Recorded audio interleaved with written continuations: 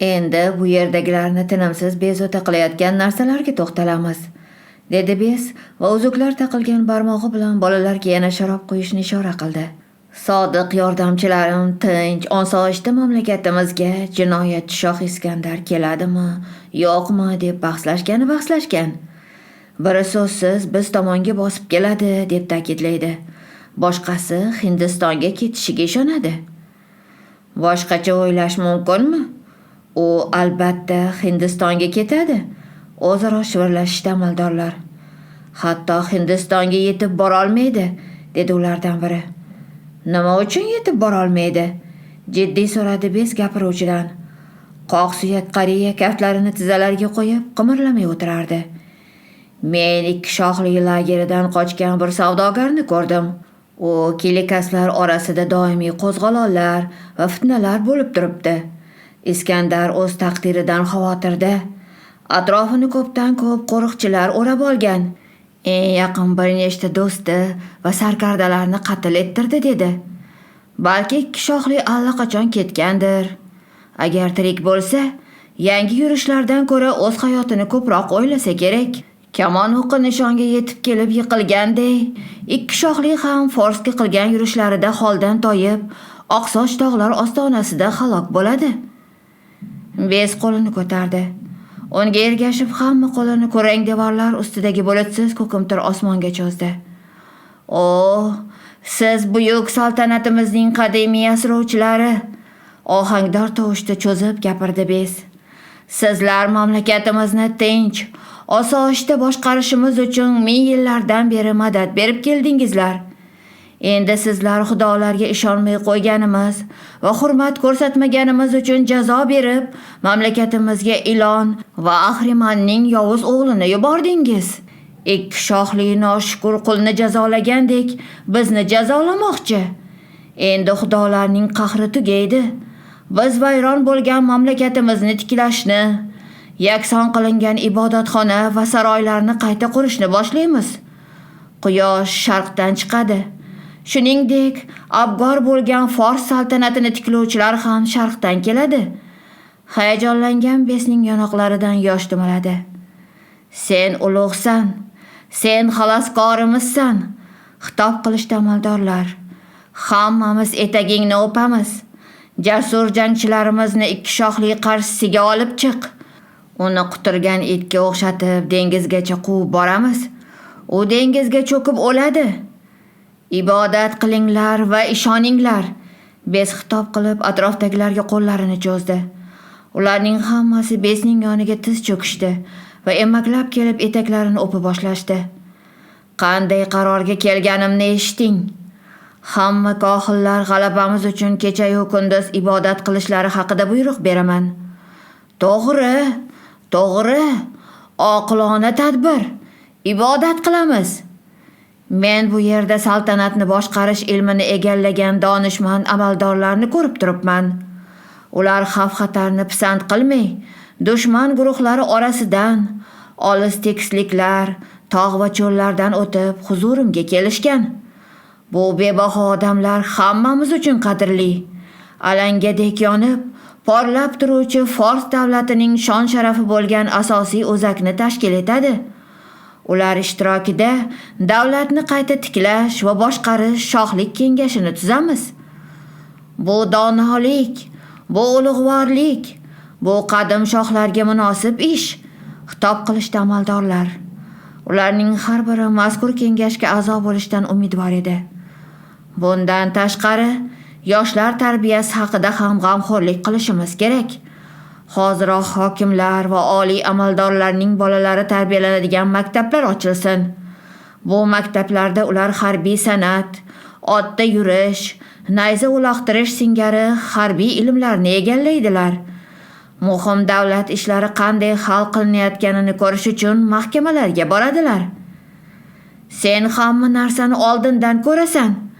Hamma narsa haqida o'ylaysan", madhiya o'qishdi amaldorlar. "Yana ko'p ishlarni bajarish zarur. Xudolarga qurbonliklar qilamiz va Fors saltanatining qayta tug'ilishi shu yerdan, Marokanddan boshlanishi uchun ichamiz." Bes mehr to'la ko'zlarini hammaga tikar ekan, nigohi Spitamenda to'xtadi. U cho'kkalab o'tirar, ko'zlari qisilgan, og'zi achchiq istehzodan qiyshaygan, chap qo'li kaftini yoyib, dag'al, qoraygan barmoqlari bilan nimalarnidir hisoblamoqda edi. Nima uchun mehmon piyolasini bo'shatmayapti? U nega ichmay o'tiribdi? Va u nimalarni sanayapti? Hozirgina Fors saltanati qayta tug'ilishi uchun qadahni bo'shatgan Vodakin Spitamenga ko'z qirini tashladi. Mening tarjimon kuzatuvchim juda ko'p xalqlarni ko'rgan, ko'pdan ko'p mamlakatlarni kezib chiqqan, dedi Vodakin. Balkim u biror ibratli narsalarni aytib berar. Masalan, ikki shohlining vatani haqida. Gapir, biz tinglaymiz, ma'qulladi Bes. Hamma jim bo'lib, Skif xonining qashshoq kiyingan hamrohiga mensimay nazar tashladi. Katta yo'llarda chang yutib, yayov kezgan budaydi noiblar va viloyat hokimlariga nimani o'rgatishi mumkin? Nega jimsan? Gapiraver. Spitamen elchiga o'lim yo'q, deb xonning qo'lini tutgani esiga tushgan aksiyat do'stona murojaat qildi. Spitamen vazminlik bilan: men ikki shohli necha kundan keyin bu yerga Maroqatga yetib kelishini hisoblayapman, dedi. Bir zum jimlik cho'kdi. Keyin darhol shovqin va qichqiriqlar boshlanib ketdi. Nima dedi? Kim u? U Forsning qayta yuksalishiga ishonmayaptimi? Bes shu zahoti boshini yelkalari orasiga tortdi. O'zi necha kundan beri o'ylab, tagiga yeta olmay, birovga ayta olmay yurgan dardlarini dadil aytayotgan bu g'alati odamga hadiksirab qarab qoldi. Jim bo'linglar, xitob qildi Bes. Qo'yaveringlar, u gapirsin. Nima uchun sen ikki shohli bu yerga So'g'dga kelishi mumkin deb o'ylaysan? Qarshilik ko'rsatadiganlar bo'lmasa, ikki shohli hamma yerga kelishi mumkin. Biroq unga qarshi qo'shinlar yuborilgan, hamma kechuv joylarida askarlarimiz turibdi. Ikki shohlini kim to'xtatib qolishi kerak? Uni orqaga uloqtirib tashlash uchun kim ko'ksini qalqon qiladi? Kim deysanmi? Nimalar deyapsan o'zi? Biz chuvullashdi amaldorlar. Yo'q, sizlar ko'ksingizni tutib bera olmaysizlar. Sizlar qonunlar yozasizlar. Dushmanning yo'lini esa cho'ponlaringiz bilan qo'shchilaringiz to'sadi. Nima deyotganini eshityapsizlarmi? Vishillashdi amaldorlar. U ikki shohlidan ko'ra xavotirli-ku. O'zimizning odamga o'xshamaydi. Kimligini yaxshiroq tekshirish kerak. Balki ikki shohlining ayg'oqchisidir. Ko'zingga qaramasdan burningning uchiga tikilib g'ilaylanishini qara. Bes yana baland, hukm farmo ovozda gapira boshladi. Qaytadan gavdasini tek tutib, yaltiroq olmos uzuklar bezalgan barmoqlari bilan taxt tutqichini mahkam ushlab, chinakam shahanshoh qiyofasiga kirdi. Bugun biz xohlagancha quvnab kulishimiz mumkin. Sababi burnining uchida chayon turgandek ko'zini g'illaylantirayotgan mana shu odam vaqtimni choq qildi. Sen chamasi ikki shohli va qo'shinlari haqida ayollarning hikoyalarini ko'p eshitgan bo'lsang kerak. Shuning uchun qo'rqayapsan. Qo'rqma, qo'shinlarimiz yetarli. So'g'd qo'shinlarining o'zi ikki shohlining hamma askarlaridan 3 baravar ko'p. Qo'shinlarimizning qorni to'q, yaxshi kiyingan, o'z uylarida qo'shiq aytib, o'yin qilib yurishibdi. Uning askarlari esa tog'da muzlab yotibdi. Sen chamasi hech qachon yavanlarni ko'rmagansan. Ular ham bizga o'xshagan odam. Shavkatli baxtriyalik suvoriylarimiz bir urushda bir necha yavanni nayzaga sanchib olishi mumkin. Spitamen g'ijinib tishlar orasidan gapirdi. Men yavan elinlarni yaxshi bilaman va ularni necha marta qamchi bilan savalaganman. Ular mendan qo'rqoq cho'chqa bolasiga o'xshab qochishgan. Qaranglar-a, maqtanchoq ham ekan. Hamma barobar xitob qildi. Bu qaroqchilarni qayerda savalay qolding? Biz 300 ta skif svoriylari edik. Yavanlarning asosiy shahri Afinada tartib va tinchlikni saqlab turganmiz. Ular ko'p gapirishni juda yaxshi ko'rishadi. Mabodo ikkita Yevan bahslashib qolsa, ajratib bo'psan. Ularga 4 tasi, keyin 8 tasi qo'shiladi va butun maydon Afina kuchlimi yo Spartami deb bahsga tushib ketadi. Faqat Skif suvoriylarigina bunaqa baqroq olomonni haydab yuborishga qodir. Shuning uchun bizni ataylab saqlar edilar. Agar Afinada yashagan bo'lsang, Kilikascha gapirishni ham bilarsan, so'radi tilyog'malik bilan Dataferin. Ha, bilaman. Bizga ko'p foydang tegar ekan, dedi Bes. Agar xon Budaken ruxsat bersa, Baxtriyada tarjimonlik qilasan. Yavallar orasida yurganing rost bo'lsa, chegaraga borib, ulardan bir nechtasini tutib kel. Bu vaysaqalardan kerakli narsalarni bilib olamiz. Endi Avestonning sodiq farzandlari, yuringlar. Shavkatli xon Budaken sak cho'llaridan olib kelgan tulponlarni ko'ramiz. Bes mulozimlar va o'lmaslar qurshovida chog'roq bog'chaga chiqdi. O'rtaga qizil astarli oq namat o'ti tikilgan edi. O'ti atrofidagi ustullarga Besning sevimli ayg'irlari bog'langan. Xizmatkorlar ko'tarib turgan katta kon barkashlarda tilingan qovullar bor edi. Bes Budakenning arg'umoqlari oldida to'xtadi. Ularning biri oltindek tovlanib turgan saman, ikkinchisi kulrang, dumi va yollari oq chavkar edi. Mulozimlar hurmat bilan sukun saqlab turishdi. Bes otlarni qovun tilimlari bilan siylay boshladi. Keyin Satibarzanni imlab bir chekkaga o'tdi. Ana va kuzatuvchi hech narsadan shubhalanmasligi uchun pul bilan taqdirla. Uni hoziroq suvoriylarga qo'shib, Baxtriyaga jo'nat. Ko'z quloq bo'lib borishsin. Yo'lda kishallab qo'yishsin. Navtakada qiynoqqa solib, ayg'oqchimi, yo'qmi aniqlash kerak. Bes soxta tabassum bilan Budakenning oldiga kelib, katta daryolarga tosh ko'priklar, yo'llarga musofirxonalar, karvonsaroylar qurish haqida gapira boshladi. Hali vaqt yetarli, dedi Bes. Sen, Mo'tabarxon, yaqin kunlarda to'yga kelasan. So'g'd va Baxtriya hokimlarining qizlari shahanshohga xotin bo'ladi. Ularni Suzaga olib ketaman. Shundan keyin So'g'd hokimlari Fors shohining tayanchi va ishonchli ayollari bo'lmasinmi? Ular shu yerda turib, butun dunyoni boshqara boshlaydilar. Budaken shahar tashqarisidagi Talisiya bog'iga qaytganida uni Fors mulozimlari kutib o'tirishardi. Ular Besning sovg'alari, sher va kiyik ovi tasvirlangan bir nechta lagan va ko'zachalar olib kelishgandi. Sovg'alar orasida behisob gullar ochilgan o'tloq ko'rinishi ipak bilan mohirona to'qilgan katta fors gilami ham bor edi. Po'latdangachalar va halqachalardan mahorat bilan tayyorlangan katta sovut xonga juda manzur bo'ldi. Satibarzan keldi va Budaken bilan yolg'iz gaplashib, ikki shohliga qarshi urushish uchun saklar tezlik bilan 1000 ta suvoriy yuborishi zarurligini uqtirib, buning evaziga ular qanday shartlar qo'yishini bilishga urindi. Agar saklar Suza va Ekbatandan shohli Iskandarga yordam berish uchun kelayotgan askarlarga yo'lda hujum qilsa, bu qaroqchining qo'shinlari qirqib qo'yiladi va yordamdan mahrum bo'ladi. Shunda hamma yavallarni Drangiana daralarida kuchuklarga o'xshatib ezib tashlash qiyin emas. Skif jangchilari boshliqlardan sal narida qo'y go'shtidan kabob pishirilayotgan gulxan atrofida o'tirishardi. Spitamen ularga tushuntirdi. Men Oqsoch tog'larga ketyapman. Bularga bir juft klikas tutib berishim kerak ekan. To'g'ri gaplarim hech kimga yoqmadi.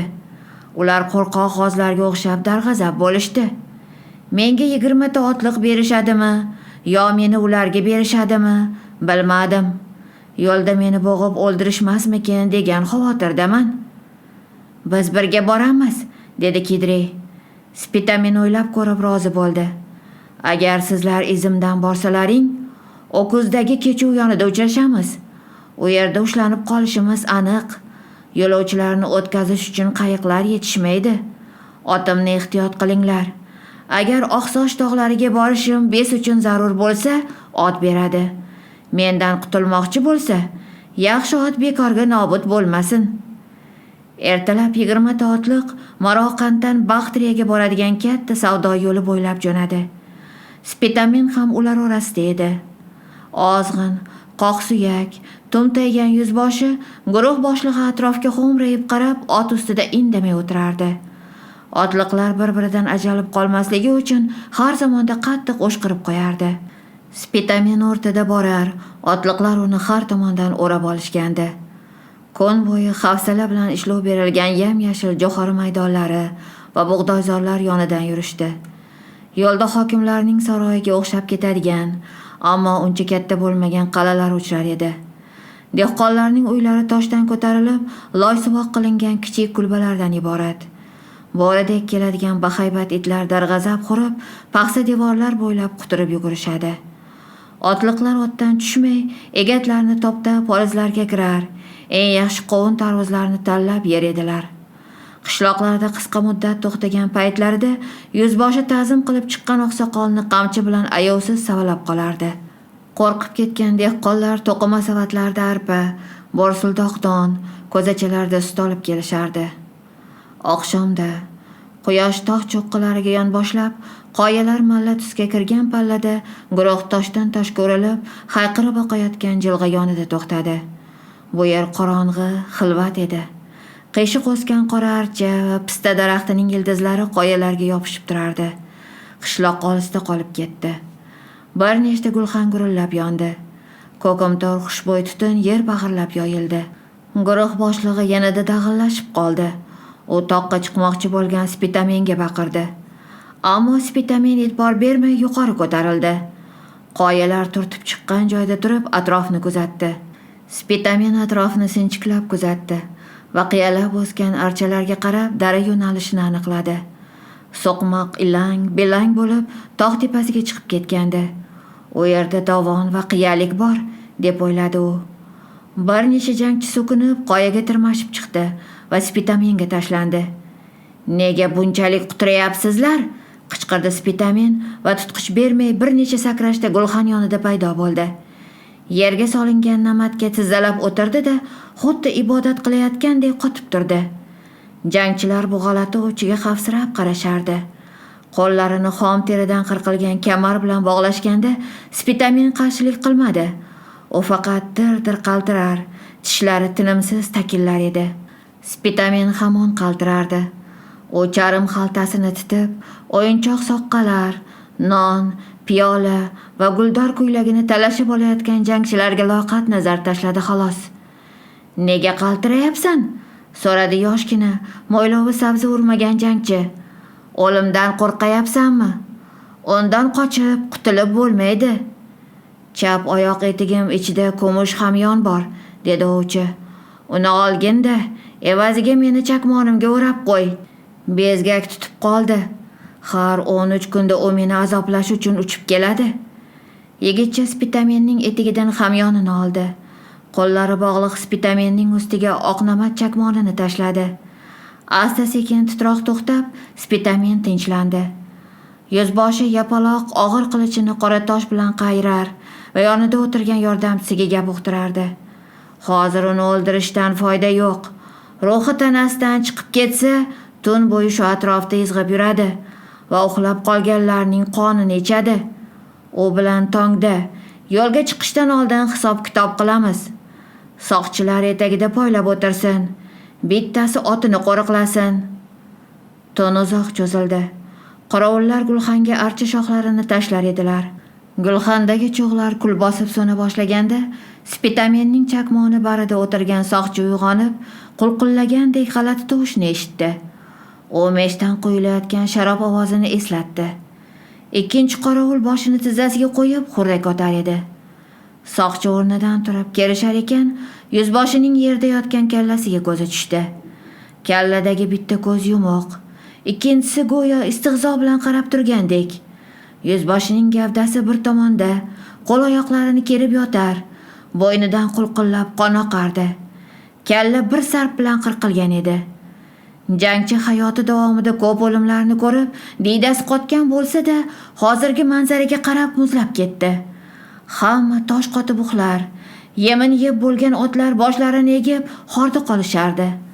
Soqchi uxlab yotgan sheriklarini turtib uyg'otishga kirishdi. "Avestoning sodiq o'g'lonlari", deb shivirlardi u qo'rquv bilan qoyalar atrofiga alanglab. Qurollaringizni oling, dushman yaqinimizda. Jangchilar uyqusirab, nima gapligini tushunmay qo'zg'ala boshladilar. Hammalari chekka daralarda uchib yuradigan yovuz ruhlarga qarshi urushishga shaylanib, nayzalariga yopishdilar. Qattiq qo'rqib ketgan jangchilar boshliqlarining kallasi yotgan joyga to'plandilar.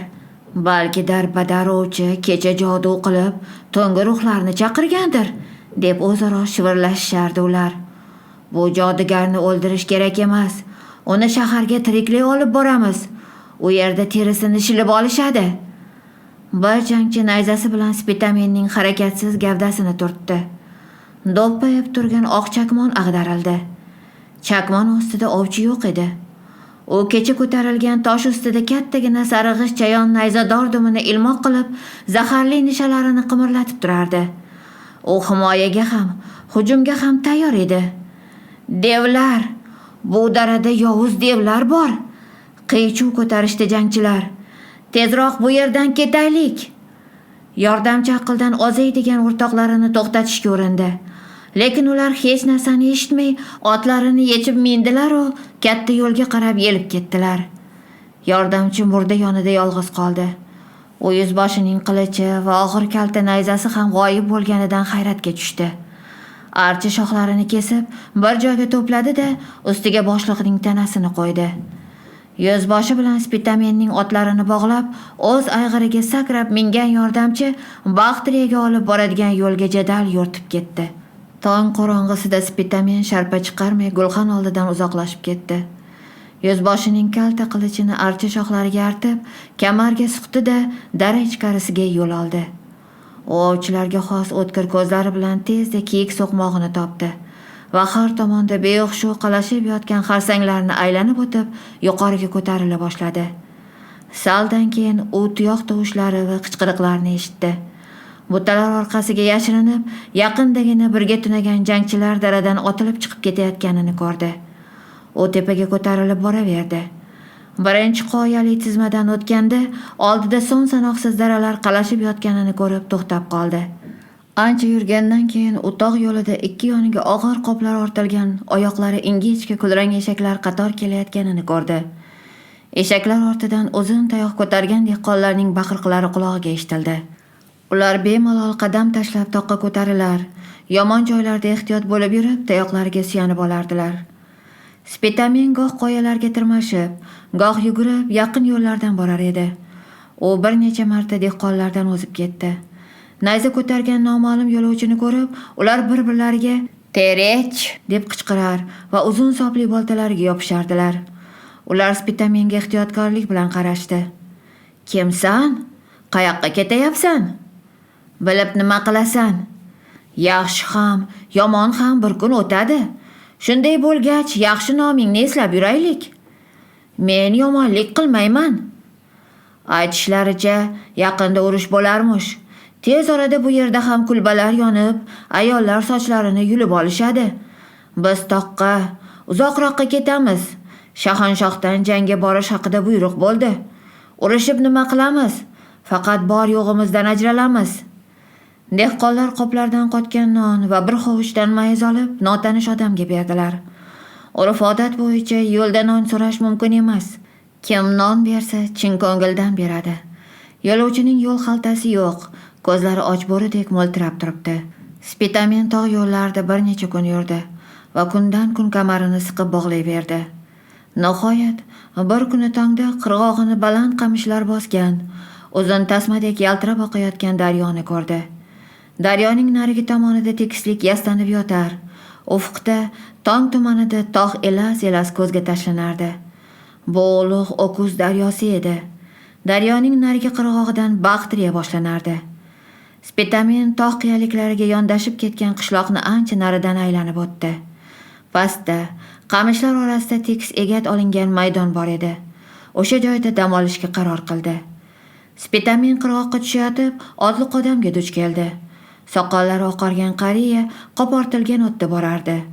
Ro'parasida nayza ko'targan notanish odamni ko'rgan chol qochmoqchi bo'ldi. Arqon uzilib, qoplaridan biri yerga tushdi. Chavandoz otini yeldirib tepalikka chiqib to'xtadi-da, notanish odam nima qilishini kuzatib o'tirdi. Spitamin qopog'ini ochdi. Unga ko'k va olovrang ko'ylak, chalvorlar hafsala bilan taxlab qo'yilgan edi. Chol chamasi tog'lik ayollar tikkan kiyim va matolarni olib sotsa kerak. Spitamin kiyimlarini yo'lga ag'dardi-da, charm qopni taxlab olib, qamishzor ichkarisiga kirib ketdi. Qariya bir necha yo'lovchi kelguncha tepalikda kutib turdi. Ular qirg'oqda o'tirib, uzoq bahslashdilar. Keyin hammalari birga kiyimlar yotgan joyga kelib, qamishzorga qarab qichqira boshladilar. "Bu yoqqa chiq! Ey uysiz darbadar! Hozir senga o'xshagan daydilar tentirab qoldi. Hammalari yovdan qochishadi. Qadrdon yerlarini himoya qilishni xohlamaydi. Biz tomonga bosh suqsang, bolta bilan chopib tashlaymiz. Qaroqchi, o'g'ri!" Spitamin oyoqlarini yopishqoq botqoqdan arang sug'ura bir yalanglikka chiqib oldi. Bu yer kichik poliz bo'lib, yashil barglar orasida sarg'aygan qovun tarvuzlar, cho'zinchoq bodringlar pishib yotar edi. Bu yerda u quruq yosin topib, ustiga charm qopni yozdi-da, holdan toyib yiqildi. Uzoq yotdi. Kun yarimladi. Spitamin qo'l uzatib, yaxshi pishgan bir qovunni uzib oldi. Qilich bilan kesib, qizig'imtir shirin sharbatini ichdi. Qovunni tilimlab yeb, atrofdagi tovushlarga quloq tutdi. Spitamin junchakmoni, kanob ko'ylagi, charm ishtoni, titilib ketgan yumshoq etigini yechib, yerga yoyib qo'ydi. U kun bo'yi qamishlarning uchlari qorayib, daryodan sovuq tuman ko'tarilguncha dam olib yotdi. Qaytadan madorga kirdi. Kiyinib, yalanglikni aylanib o'tdi. U ochiq maydon tugagan joyda qamishzorga qarab ketgan, arang ko'z ilg'aydigan so'qmoqni ko'rdi. Nimadir qarsillab chapillagan tovush eshitildi. Spitamin qamishlar orasida yashirindi. Turgan joyidan yalanglikdagi egatlar ko'rinib turardi. Qamishlarni yorib, loyga belanib, pishqirib kelayotgan haybatli qobonning kallasi ko'rindi. Tumshug'ida qayrilgan qoziq tishlari oqarib ko'rinardi. Ayyor o'tkir ko'zlari atrofga hushyor baqardi. Qobon havoni iskab, keyin vazmin yurib yalanglikka chiqdi. Uning izidan bir qancha katta kichik cho'chqachalar yugurib chiqib, to'xtab kutib turishdi. Qobon tumshug'ini ko'tarib, yana havoni iskadi. Yelkasini qoplagan dag'al junlari hurpaydi. Keyin tinchlandi. Yelkasidagi junlari odatdagi holiga tushdi. U tumshug'i bilan yumshoq, nam yerni o'ya boshladi. Cho'chqachalar ham egatlar bo'ylab yugurib, uzun, ingichka tumshuqlari bilan tarvuzlarni tarsillatib yorib yeyishga kirishdilar. Spitamin qimirlamay turdi.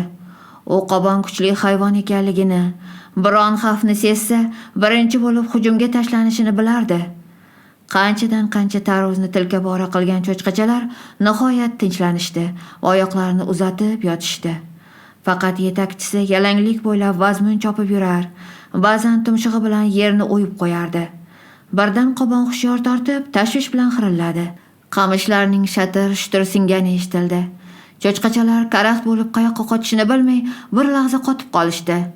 Changalzordan qizig'imtir tanasi qora yo'l chiziqli ulkan hayvon otilib chiqib, bitta cho'chqachaga tashlandi. Dahshatli chiyillash oqshom sukunatini buzdi.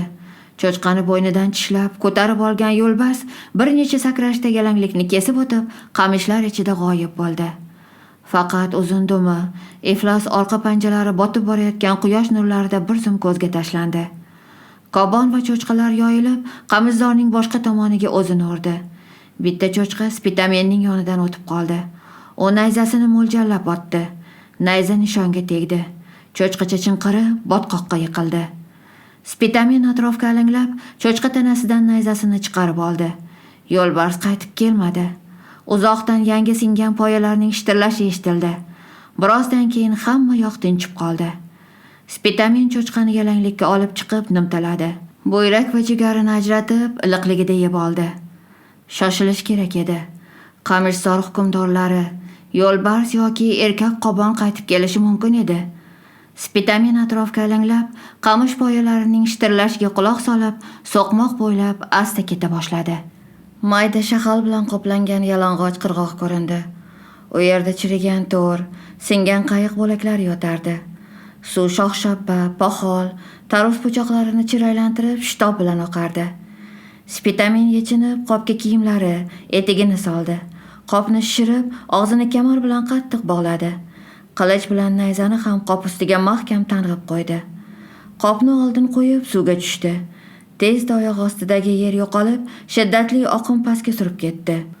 U bir qo'li bilan meshdek shishirilgan qopni ushlab, bo'sh qo'li va oyoqlarini tipirchilatib, qarama-qarshi qirg'oqqa qarab suza boshladi. Xayolida har ikki qirg'oq va qamishlar shitob bilan uzoqlashib, suv esa joyida qimirlamay turganga o'xshab tuyuldi. Suvdan chiqib turgan Qorabosh sekinlik bilan bo'lsa-da, tekis suv sathida zo'r berib olg'a intilaverdi va nihoyat ko'zlangan qirg'oqqa yaqinlashdi. Oyoqlari qumloq sayozlikka tegdi. Qirg'oq xilvat qiyalik edi. Spitamin emaklab qirg'oqning balandroq joyiga chiqdi. Ammo shu zahoti pastga sirg'alib tushib ketdi. Qirg'oqda qopni ochib kiyindi. Kiyimlari quruq edi. Sal naridan ovozlar eshitildi. Ikki kishi gaplashib kelardi. Hokimlar aqlini yo'qotib qo'ydi. Qilayotgan ishlari xalqni nobud qiladi. Har kuni jangchilarimiz yonimizdan o'tishadi. Ularning nimasi jangchi? Biri bolta, biri ayri ko'targan, biri quruq qo'l bilan. Hammasini Baxtriyaga haydashyapti, lekin ovqat berishmayotgan ekan. Hamma uyidan o'z yemishini olish kerak emish. Nochor askarlar ekinzorlarga kirib, qovun tarvuzlarni uzib, sabzi sholg'omlarni kavlab olishyapti. Bizga nima qoladi? Hamma zaxiramizni yeb bitirishadi-ku. Aytishlaricha, shoh 7 kunlik yo'l atrofidagi hamma qishloqlarni yoqib, g'allani kuydirishga buyuribdi. Ovozlar uzoqlashdi. Spitamin o'rnidan turib ikki dehqonni ko'rdi. Yelkalaridagi qopning og'irligidan enkayib ketayotgan dehqonlar tepalik ortida ko'zdan yo'qoldi. Spitamin kun bo'yi qizib yotgan qumloq yo'ldan yurdi. To'xtovsiz esayotgan garimsel qum to'zonlarni keltirib urardi. Tekis cho'lning adog'i ko'rinmasdi. Nihoyat Spitamin katta yo'lni kesib o'tdi va baqroq tuyalar, qo'y suruvi, aravalar hamda otliqlar orasiga tushib qoldi. U yo'lovchilardan yaqinda Baxtriyaga yangi hukmdor, ilgarigi noyib bes, hozir Artaxerxes deb atalayotgan shohning o'zi kelganini eshitdi. Yonida baquvvat otlarini mingan 1000 ta otliq bor ekan. Orqasidan yana shuncha xizmatkorlar kelayotgan emish. Ular gilamlar, chodirlar va boshqa safar anjomlarini olib kelayotgan ekan. 100 ta oshpaz ustiga qozonlar, yog' va sharob solingan xumlar ortilgan tuyalar karvonida kelayotgan emish. Kechga borib, loyqa suvli bir nechta zovurdan kechib o'tishga to'g'ri keldi. Oldinda qizil chiroqlar lovullab yonardi. Bu Fors shaharlarining onasi Baxtriya edi. Tun quyuqlashgani sayin atrofdagi olovlar yorqinroq shu'la socha boshladi. Butun tekislik gulxanga to'la edi. Olov tillari ko'kka o'ranganidan pastdek bulutlar qip-qizil tusga kirgandi.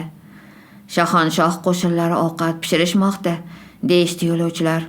Bu yerga minglab askar yig'ilgan.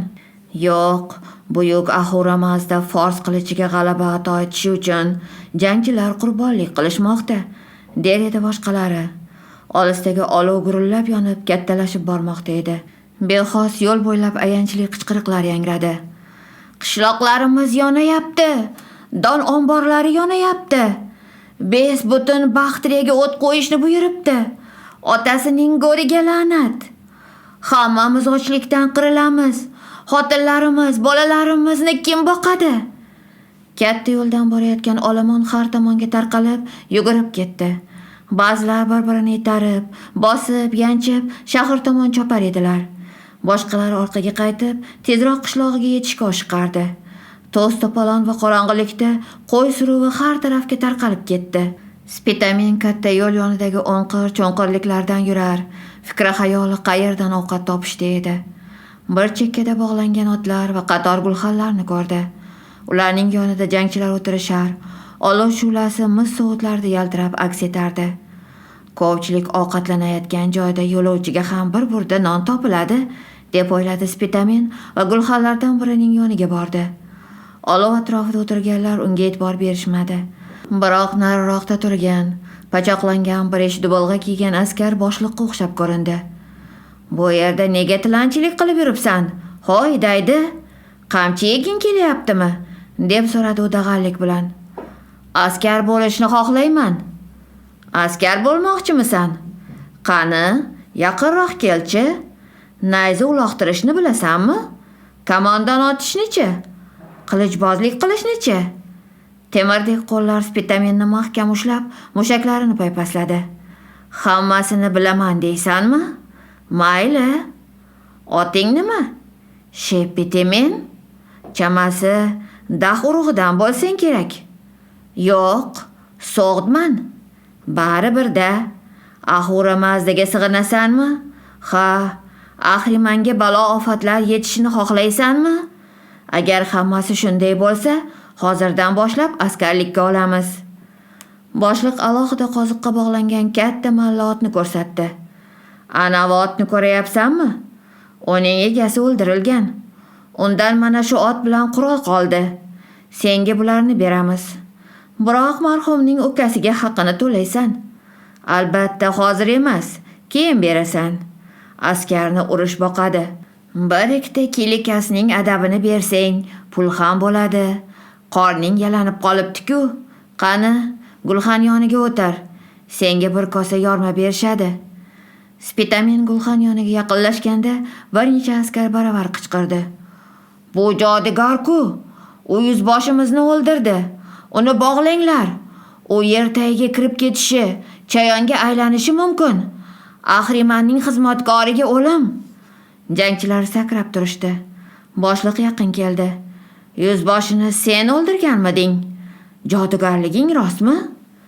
Spitamen oyoqlarini kerib, atrofga alanglab, bostirib kelayotgan itlarning bo'g'zidan olishga tayyor bo'riga o'xshab sergak turdi. Yaqin kelgan jangchini bo'ynidan olib, uloqtirib yubordi. U dumalab ketdi. Ha, men yuzboshini yakkama-yakka kurashdan qochgan qo'rqoqni o'ldirdim. Kimki meni Ahrimanning xizmatkori desa, bo'g'ib o'ldiraman. U yo'qolib, yer yuzida adolat bo'lsin. Ishonmanglar, uni o'ldirish kerak. O'ldirish, qichqirishdi jangchilar. Seni Satibarzanning yoniga olib boramiz, dedi boshliq. U nima desa, shu bo'ladi. Yur. To'q qizil ipak ko'ylak, yashil cholvor, sariq ag'darma etik kiygan Satibarzan guldar yopinchiq ustida yotardi.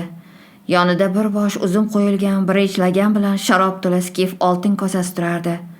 Tiz cho'kib, davra qurib o'tirgan bir necha jangchi yosh qo'shiqchining ashulasini tinglamoqda. U chiltor chalib, qadimgi pahlavonlarning jasoratlari haqida kuylamoqda edi. Jodugarni olib kelishdi. Ana u, jodugar, deb qichqirishdi jangchilar. Jim, tinglashga xalaqit bermanglar. Satibarzanning qizargan yuzi norozilikdan bujmaydi. Jim deyapman sizlarga, baqirdi u. Askarlar jim bo'lishdi. Lekin qo'shiqchi charchati shekilli og'ir so'lish oldi. Dam ol, Firoq, sharobdan ich. Satibarzan qo'shiqchiga o'z kosasini uzatdi. Qani, endi gapiringlar. Bu qanaqa odam? U jodugar, bog'langan holda chayonning iniga yashirindi. Yuzboshining boshini kesib, ko'rshapalakka o'xshab uchib ketdi. Ha, g'alati odam ekan. U menga yoqadi, xitob qildi Satibarzan. Ko'pdan buyon ertaklardagina uchraydigan ana shunday odamni qidiraman. Qani, yonimga o'tir. Yoki yana ko'rshapalakka aylanib pir etib uchib ketasanmi? Sharob quyaymi? Sening qo'lingdan ichaman, dedi Spitamen va gilamga cho'kdi. Jangchilar to'g'ri gapirishyaptimi? Yuzboshini nima uchun o'ldirding? U meni o'ldirmoqchi edi. Yoki noto'g'ri qilibmanmi? To'xta, seni qayerdadir ko'rganman. Hozir eslayman. Skif budakim bilan shoh saroyida yavallarni qamchi bilan savalaganman deb ishontirgan sen emasmiding? Ha, meni Maroqatda ko'rgansan. Chayonning iniga kira olasanmi? Klikaslarni tutish uchun ko'zoynakli ilonning iniga ham kiraman. Jangchilar, xitob qildi Satibarzan. Mana, yavallardan qochish emas, ular bilan olishishni istab yurgan odam.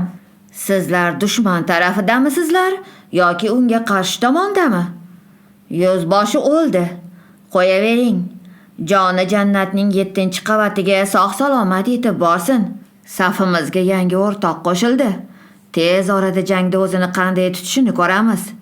Ismi Chapaqay, Spitamen. Chap qo'li bilan ham, o'ng qo'li bilan ham yaxshi zarba beradi. Kimki ustiga o'tirmoqchi bo'lsa, chayonga o'xshab chaqadi. Ertaga klikaslarga qarshi yo'lga chiqamiz. O'mirtqasi singan shoqolga o'xshab yotishni yig'ishtiramiz. Yasha Satibarzan, bizni jangga olib kir, deb qichqirishdi jangchilar. Froq o'rnidan turib Spitamenga yuzlandi. To'xta, sen faqat Shepitemen emassan. Sen qorong'ulikda olovga o'xshab nur sochib turuvchi Spitamen hamsan. Do'stlarim, yovuzlar meni bog'lab, sukut minorasiga tashlashganda u hayotimni saqlab qoldi. Froq yaqin kelib Spitamenni quchoqladi. Men bosgan qadamingni o'paman. Har tomondan yugurib kelgan jangchilar Spitamenni o'rab olishdi. Mana bu kishi hamma narsaga qodir, hech narsadan qo'rqmaydi. Bunday bahodir yonidan omadsizlik qochadi. Froq Spitamenni gulxan yoniga yetaklab keldi. Hamma unga sharob va eritilgan sariyog' quyilgan kosalarni uzatdi. Undagi mo'jizakor kuchning bir qismi o'tsin deb qo'llarini chap yelkasiga tekkizishga harakat qilishdi. Tongda otliqlar arpa solingan to'rvalarni ot bo'yniga osib, namat to'qimalarini ayil bilan tarang tortib yurishga shay bo'lib turdilar. Oq chakmonga o'ranib yotgan Satibarzan tun bo'yi ko'z yumgani yo'q. To'zg'ib ketgan uzun, jingalak sochli boshini qo'liga tirab, tekislikda girdobga o'xshab ko'kka o'ralayotgan ko'kish tutun hosil qilgan ustunlardan, hamon tutab yotgan olis qishloqlardan ko'z uzolmaydi. Fors diyori adoyi tamom bo'ldi. Endi hech qayerdan najot yo'q, deb shivirladi u. Yoniga yoshgina mulozim kelib, oppoq tishlarini yaltiratib, istehzo bilan gapirdi. Shahanshoh qochib ketayapti. Chakmon bir tomonga uloqtirildi. Satibarzan sakrab turdi. Mulozimning qo'lida sovut va jangovar dubulg'a tayyor turar edi. Aldayapsan, yanchib tashlayman seni. O'zing qara. Katta yo'lda turna-qator tizilgan otliqlar ot yurtirib ketmoqda edilar. Tongga osuda havoda minglab tuyoqlarning do'piri eshitiladi. Oshxona, chodirlar va karvon boshliqlari ham ko'rindi. Boshqaram og'asi bezatilgan hajrda tebranib bormoqda. Olomondan uzoqda, uzun tayoq uchida Artaxerxesning oltin nishoni ko'tarilgan edi. Satibarzan sovutini kiydi. Xizmatkor qilich osilgan kamarni uning beliga taqib, ustiga yo'l-yo'l chakmonni tashladi. Satibarzan sekin yurib yo'l yoqasiga keldi. Qurolbardor ko'kragiga temir halqachali zirh yopilgan jangovar ot yuganidan ushlab yonida turardi. Oq yo'lli saman ot, bu Dakenning sovg'asi, esladi Satibarzan. Baquvvat tuyoqlarini yengil tashlab, suvilg'isini chaynaganicha yo'l o'rtasida o'ynoqlab chopib borardi. Qirmizi chakmon kiygan bes egarda o'tirar, g'azabnok qora ko'zlari bilan paxmoq qoshigini ochiq edi.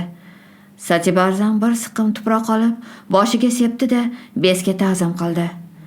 Bes otini to'xtatib, qo'lini ko'tardi. Askarlar ham qurol-yarog'ini sharaqlatib to'xtashdi. Satibarzan hurkib, depsinib turgan ayg'ir yoniga bordi. Yaqinroq kel, g'oldiradi bes.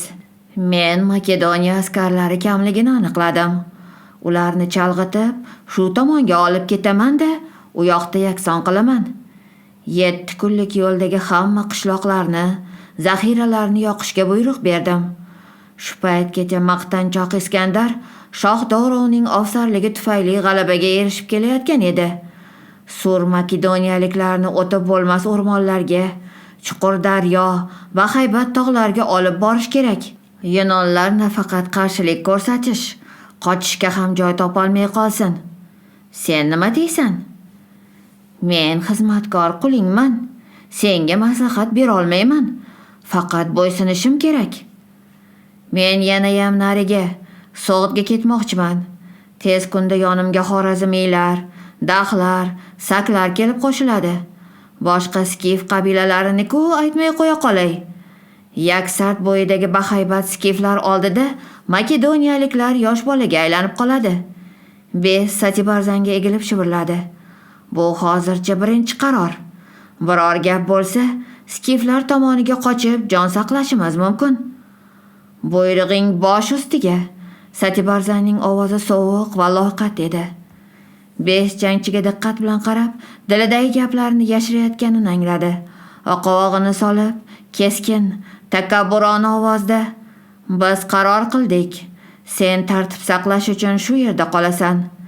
Aholiga zulm qilinmasin. Hammadan keyin oldimizga sudga borasan", dedi.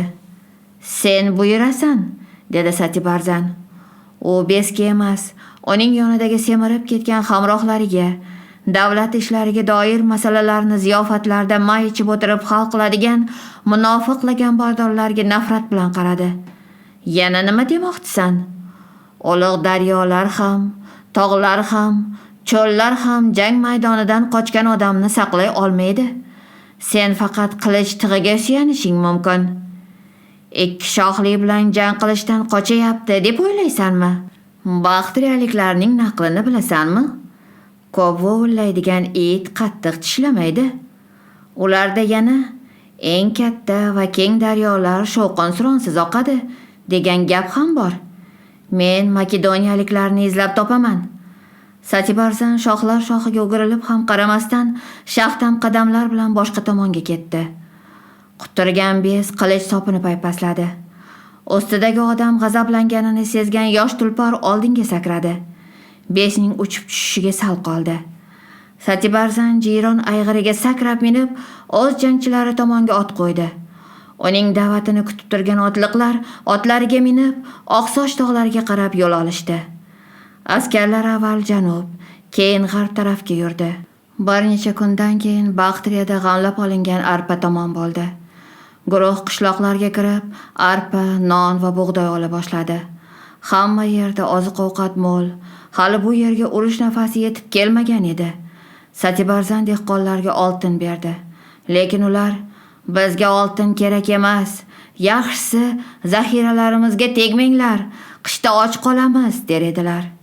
Satibarzan kechalari to'xtaganlarida Spitamendan yo'llarni surishtirar. Ikkalasi makedoniyaliklarni vatanidan va orqadan kelayotgan madad kuchlaridan qanday qilib ajratib tashlash haqida mulohaza yuritishardi. Spitamen yuztasvoriyga boshliq edi. Ular orasida qalpoq kiygan, yelkasiga yo'lbars terisini yopgan tog'lik daxlar va to'qimi sovut kiygan baxtriyaliklar ham bor edi. Spitamen o'z yigitlari bilan oldinda yo'l boshlab bordi. G'olib chiqayotgan tomonning yaloqxo'rlari ham ko'p bo'ladi.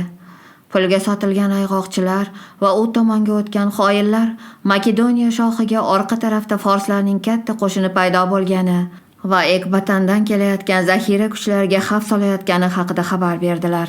Hamma yo'llarga Iskandar qo'yib kelgan choparlar bosib olingan shaharlarda qoldirilgan qismlarga sarkardaning shoshilinch buyrug'ini yetkazishdi.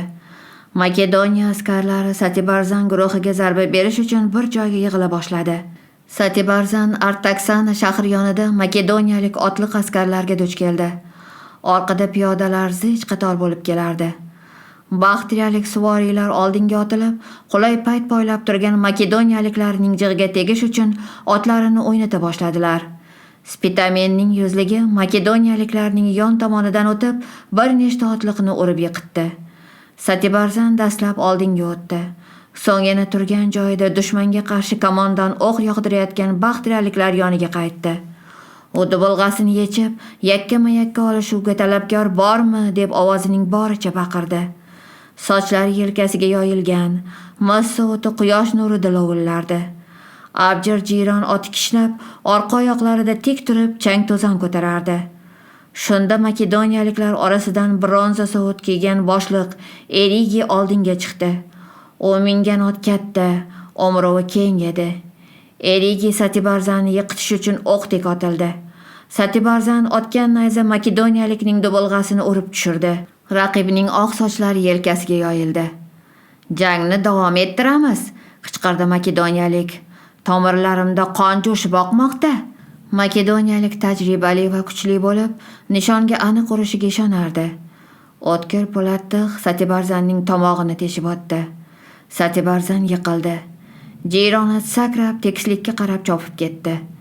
Makedoniyalik otini to'xtatib, nayzasini sug'urib oldi va Satibarzanga yana tig'urmoqchi bo'ldi. Lekin u o'rnidan qo'zg'alib, "Qo'l bo'lib yashashni xohlamayman", deb qichqirdi-da, nayza uchidan mahkam ushlab, uni ko'kragiga, sovutining yaltiroq tangachalari orasiga sanchdi. Makedoniyalik otliqlar hujumga o'tdi.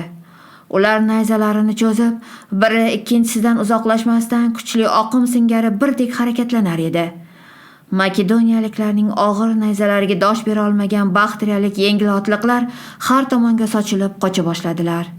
Spitamenning yuzligi makedoniyaliklarga yon tomondan hujum qilib, chekkadagi bir nechta otliqni ag'darib, yana orqaga qaytdi. Bir to'da makedoniyaliklar quvishga tushdilar. Spitamen hammadan keyin ot qo'ydi. Chopib ketayotib, orqaga o'girilib, kamondan o'q uzdi. Bir necha makedoniyalik yiqildi. Boshqalari orqada qola boshladi. Kutilmaganda Spitamen otliqlari yana orqaga qaytib, makedoniyaliklarga shiddatli hujum qildilar. Jang bir necha soniya davom etdi. Yana baktriyaliklar orqaga qaytdilar. Ular bo'yniga sirtmoq tushgan bir necha makedoniyaliklarni g'adir-budur yerda sudrab borishardi. Satibarzanning askarlari tekislikka sochilib ketdi. Ularning bir qismi o'ldirildi. Ko'pchilik Iskandarga xizmat qilamiz deb makedoniyaliklar tomoniga qochib o'tdi. Makedoniyaliklar pistirmadan qo'rqib, ta'qibni to'xtatishdi. Ular yaralangan va o'ldirilganlarni yig'ib, tantanavor qo'shiqlar aytib, o'z qarorgohlariga qaytishdi. Eriki Satibarzanning jangovar qurol yaloqlarini Iskandarga sovg'a qilaman deb yechib oldi. Kechga borib, baktriyaliklarning 3dan 1 qismi yig'ildi. Ular Spitamenni qalqonga o'tkazib ko'tarishdi va yo'lboshchimiz bo'lasan deb tan olishdi. Yigitlar 20 tacha yarador makedoniyalik asirlarni bog'lab, og'ir yaradorlarni otga mindirishdi-da, Okoz daryosi tomonga, orqaga yo'l olishdi. Baktriyaliklar Satibarzan bir o'zi jangga tushib, yaxshi qilmadi deb bahslashib borishdi. U mardona halok bo'ldi. Fors saltanatining halokatiga chiday olmadi. Qariyani ko'rib, qo'li qaltirab qoldi. O'z or-nomusini o'limdan baland tutdi. O'ziga o'lim tilab maydonga tushdi. Sen nima deb o'ylaysan, Spitamen? Tun boshlandi. 300 otliq qoyalar oralab g'amgin borardi. Botib borayotgan quyosh shafag'i qonga belangan sovutlarni, yelkaga tashlangan paxmoq terilarni yoritar. 300 ta jangchi Spitamen nima deyishini kutib, jimgina olg'a odimlar edi. Shu pallada yuzlab otlarning bo'g'iq tupurlashi orasida Spitamenning xirildoq ovozi keskin yangradi. Qilichlarni qayrang qora toshlarda. 300 ta askar ayg'irlarining kishnashi va tuyoqlar tovushi ostida to quyosh botib ketguncha jangovar qo'shiqni kuylab bordilar. 6-qism Shohli Iskandar hujumga o'tdi. Ayg'oqchilar butun Baxtri yonayotgani, Baxtr va chegara shaharlarga to'plangan qo'shinlar bola chaqasini asrash uchun tarqalib ketayotgani haqida Iskandarga xabar yetkazishdi. Dayda atrafan qiyofasida tog'dan bir necha marta oshib o'tgan bir ayg'oqchi saralangan qo'shini bilan Baxtriyani tashlab qochgani, Ulug' Okuz daryosining narigi qirg'og'iga o'tib olib, barcha qayiqlar va sonlarni yoqib yuborishga buyruq bergani haqida muhim ma'lumot keltirdi. Bazilevsning rejalarini hech kim bila olmasdi. Qilayotgan ishlaridan Drangiyanada butunlay qolishga ahd qilgandek ko'rinardi. U Parapamis yetaklarida Iskandariya shahrini qurdirish bilan band edi. Iskandar bir guruh makedoniyalik zobitlar uni o'ldirib, o'rniga yangi yo'lboshchi tayinlashni rejalashtirayotganini ham bilib oldi. Vahshiylashib ketgan Iskandar shahar qurish tashvishlarini yig'ishtirib qo'yib, bir oy davomida fitna chiqarishda gumon qilinganlarni qatl etish bilan mashg'ul bo'ldi. Tezkor qurilayotgan uy-joylar esa yomg'irda nurab ketdi. Otliq askarlar boshlig'i, shohning emikdoshi, tengqur do'sti Filota shafqatsiz qiynoqlardan keyin makedoniyalik jangchilar ixtiyoriga topshirildi. Uni dastlab toshbo'ron qilishdi, so'ng nayza sanchib o'ldirishdi. Bazilevs Filotaning otasi Parmenionga maxsus maktub yozib, uni sodiq 3 nafar tansoqchisi orqali o'z yurtiga jo'natdi. Chopqir tuyalarda yo'lga chiqqan bu choparlarga maxfiy buyruq ham berilgan edi. Parmenion Iskandar yo'llagan maktubni o'qiy boshlagan paytda choparlar orqa tomondan kelib, keksa sarkardaga qilich urdilar. O'ziga yaqin ko'plab odamlarni qatl etgandan keyin ham Iskandar qoniqmadi. U vatani bilan bog'lanish uchun tezkor aloqa tashkil etilgani, xohlovchilar uylariga xat xabar yuborishlari mumkinligini e'lon qildi. Biroq jangchilar yozgan xatlarning barchasi ochib o'qib ko'rildi. Norozilik kayfiyatida mulohaza yuritgan askarlar ajratilib, qarorgohdan tashqarida joylashgan va kuzatuv ostida bo'lgan alohida jarima guruhlariga jo'natildi. Ularga yaqin orada bo'ladigan janglarda o'z sadoqatini isbotlash shart ekanligi qat'iy ta'kidlandi. G'azabini shunday yo'llar bilan biroz qondirib, hovuridan tushgan Bazilevs Makedoniyadan bir necha ming yosh askarlar yetib kelgandan keyin noroziliklar butunlay bosildi. Qo'shinlar yana irodamga so'zsiz bo'ysunadi degan to'xtamga keldi. Erta bahorda tog'larni hamon qor bosib yotgan, kunduzi quyosh yaxlagan yerni qizdira boshlagan kunlarning birida qism boshliqlari va yaqinlari bilan ziyofatda o'tirgan Iskandar shu kunlarda yana yurish boshlashini bildirdi. "Qayerga?" birdan so'radi hamma. "O'zlaring topinglar." Qizg'in bahs boshlanib ketdi. Ba'zilar Hindistonga, boshqalari Baxtriyaga yuramiz deyishdi. Ayrimlar esa shoh o'z chegaralarini yetarli darajada kengaytirdi. Endi orqaga, Kavkaz orqali Ponti dengizi qirg'oqlariga qarab yuradi. U yerda skiflarni bo'ysundirgandan keyin yangi yo'l bilan Makedoniyaga qaytadi-da, vatanida butun dunyo saltanatining poytaxtini barpo etadi degan fikrni aytishdi. "Qur'aning oxiriga yetib borganimdan keyingina", dedi tantanali ravishda Bazilevs, "nayzamni yerning sharqiy qirg'oqlarini yuvib turadigan, har kuni yarqiroq Febning 2 g'ildirakli aravasi chiqib keladigan dengiz suvlarida yuvganimdan keyingina shunday qilaman." Hamma Iskandar sharqqa yurmoqchi ekanligini angladi. Lekin qaysi yo'l bilan? So'g'diyon va Serika orqalimi yoki Hindiston orqalimi? Hech kim topa olmadi. Katta Gerakl qadahini davrida qo'lma-qo'l qilib, muvaffaqiyatli yurish uchun ichishdi. Iskandar bir necha kunni falochish bilan o'tkazdi. Saroy boshqohini tushunib bo'lmaydigan mujmal narsalarni bashorat qildi. Iskandar Drangiyani kohillari, otashparastlar ibodatxonasiga ham bordi. Ular ilohiy bor bilan yerga doirachalar chizib, har birini 12 bo'lakka bo'lishdi. So'ng og'izlaridan ko'pik kelib, tomirlari tortishib, yiqilib qolmaguncha pildiroqqa o'xshab aylanishdi. Ular, "Sen hech qachon o'lmaydigan bo'lasan. Sen haqingda Avesto kitobida yozilgan. Sen butun yer yuzini kezib chiqasan va hatto yer ostidagi odamxo'r ajdarxoni ham yengasan", deb chuvillashdi. Otliq guruhning boshlig'i Oqsoch Erigi Artaksandan shoshilinch ravishda yetib keldi. Qo'lida Fors bahodiri Satibarzanning sovuti bor edi. Erigi u bilan dunyoni qadimiy forslar boshqaradimi yoki yosh makedoniyalikmi deb bahslashib, yakkama-yakka kurashga tushganiga hammani ishontirdi. Uning yoshi Fors bahodiridan 2 baravar katta bo'lsa-da, tepasida uchib yurgan Mabuda Afina Pallada qo'llarini boshqargandek bo'libdi. Fors xudolari ilonga o'xshab kulcha bo'lib, yerda sudralib qolganini o'z ko'zi bilan ko'ribdi. Shundan keyin Satibarzanning hamma suvoriylari qo'rqib qocha boshlabdi. Xayrli xabarlardan ko'ngli joyiga tushgan Iskandar Panjir vodiysi orqali 7 tog' dovonining eng sharqroqdagisiga qarab yurishga buyruq berdi. Drangiyanada tartib saqlab turish uchun ozgina askar qoldi xolos. Iskandar bilan shimolga 20 mingga yaqin piyoda va 3 ming otliq suvoriy yo'lga chiqdi. Tuyalar qo'shilgan 2 g'ildirakli aravalarning uzun karvoni chidab bo'lmas darajada g'ichirlash, bo'kirish, qiychuv bilan qo'shin ortidan borar edi. Yurish boshlangan kunda quyosh charaqlab chiqdi. Salang tog' cho'qqilarida dovon yaqinida kulrang bulutlar bir necha kungacha turdi. Yo'l boshlovchilar o'sha yerda, g'orda jodugar kampir ojoz yashaydi. Tog'da bulutlar mudrab qolsa, kampir qahrini sochadi. Qor bo'ron boshlanadi va hamma yo'llar muz bilan qoplanadi.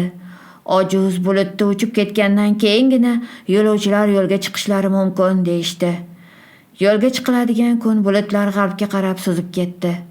Cho'qqilardagi qor ko'zni qamashtiradigan darajada yaltiradi. Ko'p o'tmay yurish og'irlashdi. Hamma yoqni qalin qor bosgan edi. Bazilevs qorni tepkilab, yo'l ochish uchun oldingi qullarni o'tkazishni buyurdi.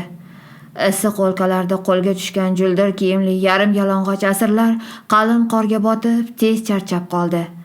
Makedoniyaliklar yiqilganlarni chekkaga uloqtirar, ular shu yerda muzlab qolardi. Holdan toyganlar o'rniga orqadan asirlarning yangi to'dasi jo'natilardi. Yo'lda chiqish qiyin qoyalar ustida tog' qishloqlari ko'rinar edi.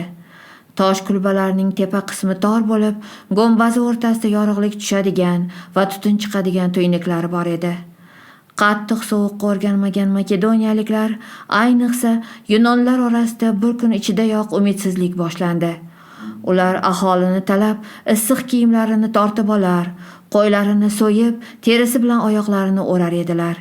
Isinish uchun kirgan kulbalardan chiqqilari kelmas, yo'lda davom etish uchun nayzalarni ishga solishga to'g'ri kelardi.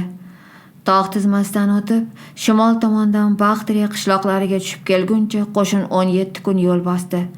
Bu vaqt ichida g'amlangan oziq-ovqat, sharob va yog' tamom bo'ldi. Ochlikdan bo'kirayotgan yuk hayvonlarining yarmi so'yib yeyildi. Baxtriya qishloqlaridan oziq-ovqat, chorva mollari va g'ishtin o'ralarga ko'milgan dondun topildi. Besning hamma zaxiralarini yoqib yuborish haqidagi buyrug'i bu joylarga yetib kelmagan edi. Makedoniya armiyasi ochofat chigirtkaga o'xshab duch kelgan hamma narsani yeb, otlar va chorva mollarini tortib olib, bo'ysunmagan aholini o'ldirib yo'lda davom etdi. Aholi bosqinchilardan qutulish uchun duch kelgan tomonga qochar edi. Iskandar tog' etagidagi jilg'alar mo'l joyda yalanglikda shahar qurishga buyruq berdi. Bu yerda 7000 nafar qo'l va safar qiyinchiliklariga bardosh bera olmaydigan jangchilar qoldirib ketildi. Qochib ketgan aholining yer-mulklari ularga berildi. Yetim qolgan bolalar va ayollar qulga aylantirildi.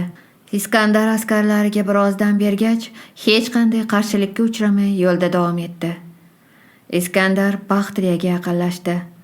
Poytaxt Baxtirga kirishdan avval qo'shin atrofdagi qishloqlarda bir necha kun hordiq chiqardi va yeb-ichib o'ziga keldi. Tog'dan o'tish mashaqqatlari ko'pchilikni toliqtirib qo'ygan edi. Bazilev shahar darvozasi yaqinidagi tepalikda to'xtab, jangovar tartibda kelayotgan guruhlarni oldinga o'tkazdi. Arabalarni yaqindagi qishloqlarda qoldirishdi. Faqat shohning aravasi hamda sayyor devonxonasigina Baxtriya viloyatining noibi yashagan markaziy qal'a ichidagi mustahkam binoga joylashadigan bo'ldi. Iliq bahor tongi, hali tungi sovuq zahrini yo'qotmagan quruq yo'llar, to'q jangchilar aytayotgan jangovar qo'shiqlar va nihoyat oyoqlari ostida itoatda yotgan qadimiy Fors poytaxtining ulug'vor ko'rinishi Iskandar ko'ngliga farah baxsh etdi. O'zining qartaygan, lekin hamon asovligini yo'qotmagan, faqat tantanali marosimlardagina xizmat qiladigan qora ayg'iri Butsefalga minib olgan edi. Tepalikdan qarab shahar chegarasini ilg'ab bo'lmasdi. Chog'roq bog'lar bilan o'ralgan sarg'ish, qizil g'ishli uychalar har tomonga cho'zilib ketgandi.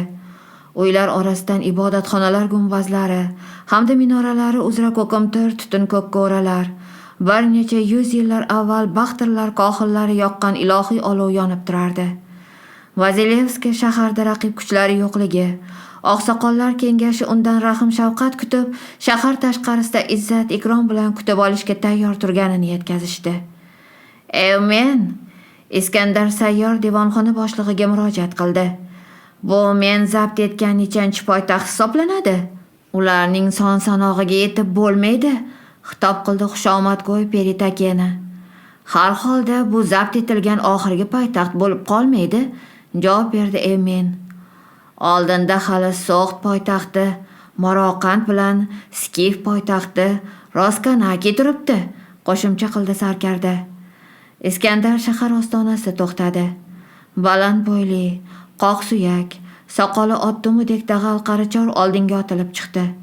U qadimiy pergamin to'ramini ushlab turardi. To'xta, dunyoni zabt etuvchi, sen mangulikka daxldorsan. Muqaddas kitoblarda nimalar yozilganini eshit. Ularga hamma narsa ma'lum. Ular sen haqingda gapirganlar.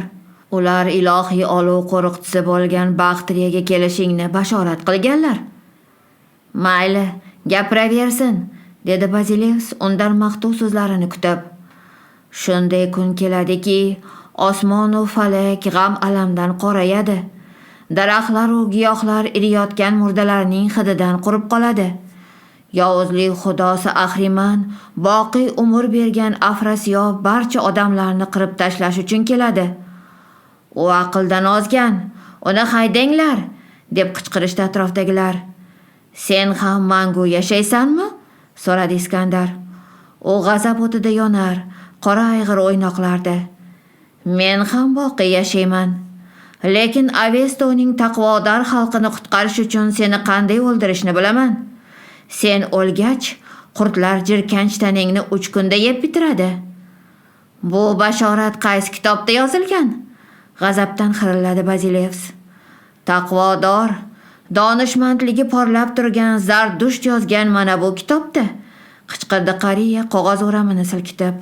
Gefestion, sog'lom fikr va sof falsafaning ushbu dushmani aytayotgan mana shu zararli, ma'nosiz kitoblarning barchasini bir joyga to'pla.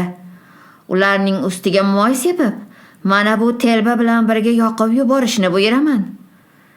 Iskandar otiga qamchi urib, qariyani ag'darib o'tdi va shiddat bilan ichkariga otilib kirdi. Qariyaning chinqirig'i g'azabga mingan Baziles orqasidan ergashgan yuzlab otlar tuyog'idan chiqqan ovozlar ichida yo'qolib ketdi. Yo'lning ikki tomonida shaharning taniqli aslzodalari va yangi hukmdorni Fors odati bo'yicha kutishga chog'langan behisob atravallar yer o'pib yotishardi. Ular boshlariga siqimlab tuproq sochib, Xudoning o'g'li, shohlar shohiga shon sharaflar, uning umri boqiy bo'lsin, deb qichqirishardi. Erimchi va badgumon Iskandar oqshomda noibning kechki ovqat tayyorlangan tor uzun zaliga kirgach, Gefestiondan ilohiy kitoblar yoqildimi deb so'radi. Jangchilarga ibodatxonalardagi barcha qo'lyozmalarni yig'ib, bosh maydonga olib kelishni buyurdim. Ular ertaga yoqiladi. Yo'q, bugun kechasi yoqilsin. Biroq sen bu yerda Baxtriyada tibbiyot bo'yicha bebaho kitoblar yozgan tajribali olim, tabiblar yashaganini unutyapsan. Yaxshi, tibbiyot haqidagi kitoblar ajratilib, Afinaga, ustozim Aristotelga yuborilsin. Iskandarning doimiy hamrohi, faylasuf Kalisifen gapga aralashdi. Ulug' shoh bu yerda Ellin xudolarini tan olmaydigan vahshiylarning bid'atlari va urf-odatlari haqidagi ma'nosiz kitoblardan tashqari, o'tmishda yashab o'tgan xalqlar tarixi yozilgan kitob va yilnomalar ham bor. Tarix haqidagi kitoblar qimmatga ega emasmi? Xushomadgo'y Peritakena uning gapini bo'ldi. Kallisfen, sen haqiqiy tarix shohlar shohi boqiy Iskandar tug'ilgan kundan boshlanishini unutib qo'yding. Shuning uchun olamda yagona, hech qachon yengilmaydigan, g'olib va butun dunyoni bo'ysundiruvchi Osiyo shohi Iskandar bundan keyin ham o'z hayotini muzaffar gulchambarlarga burkashi uchun qadahlarni sipqiramiz. Tun bo'yi maydonda gulxanlar yondi. Ularda baxtriyalik donishmandlar 12 mingta ho'kiz terisiga yozgan qadimiy asarlar kuydirildi. Ular bilan birga Ahrimanning xizmatkori Yovuz Iskandarni yo'q qilaman deb qichqirgan keksa atravan ham yonib ketdi. Makedon armiyasiga qarashli ilg'orlar Okoz daryosi qirg'oqlariga yetib kelib, kechuv joyida majaqlangan chaylalarnigina ko'rdilar. Bu yerda bitta ham qayiq qolmagan edi. Ular jarlikdan ko'k cholvorli yarim yalang'och cholni tortib chiqarishdi. U bosh to'lashdan qochgan daydilar qayig'ini tortib olib, narigi qirg'oqqa o'tib ketishganini aytib so'kinar edi. Jangchilar yonidan qirg'oqqa yaqin joydan otlar va odamlar ortilgan ulkan qayiq shitob bilan suzib o'tdi. Makedoniyaliklar avval qirg'oq tomon suzishga da'vat etib qichqirdilar. So'ng ularga o'q yog'dirdilar. Lekin qayiq narigi qirg'oqqa qarab jadal suzib ketdi. Iskandar barcha yo'llarga otliq va piyoda ilg'orlarni yuborib, nihoyatda ehtiyotkorlik bilan Baxtriyadan chiqdi. U botirligi hamda qo'qqisdan hujum qilishi bilan dong taratgan baxtriyalik otliq askarlar pistirmasiga duch kelishdan xavfsirardi. Daryo qirg'og'ida dushmanlardan nom-nishon qolmaganligi haqidagi xabarni olgan Iskandar zudlik bilan kechuvga yetib keldi va toliqqan jangchilar qarorgoh yaqin qolganini bilib dadillashsin deb tepaliklarga gulxan yoqishni buyurdi.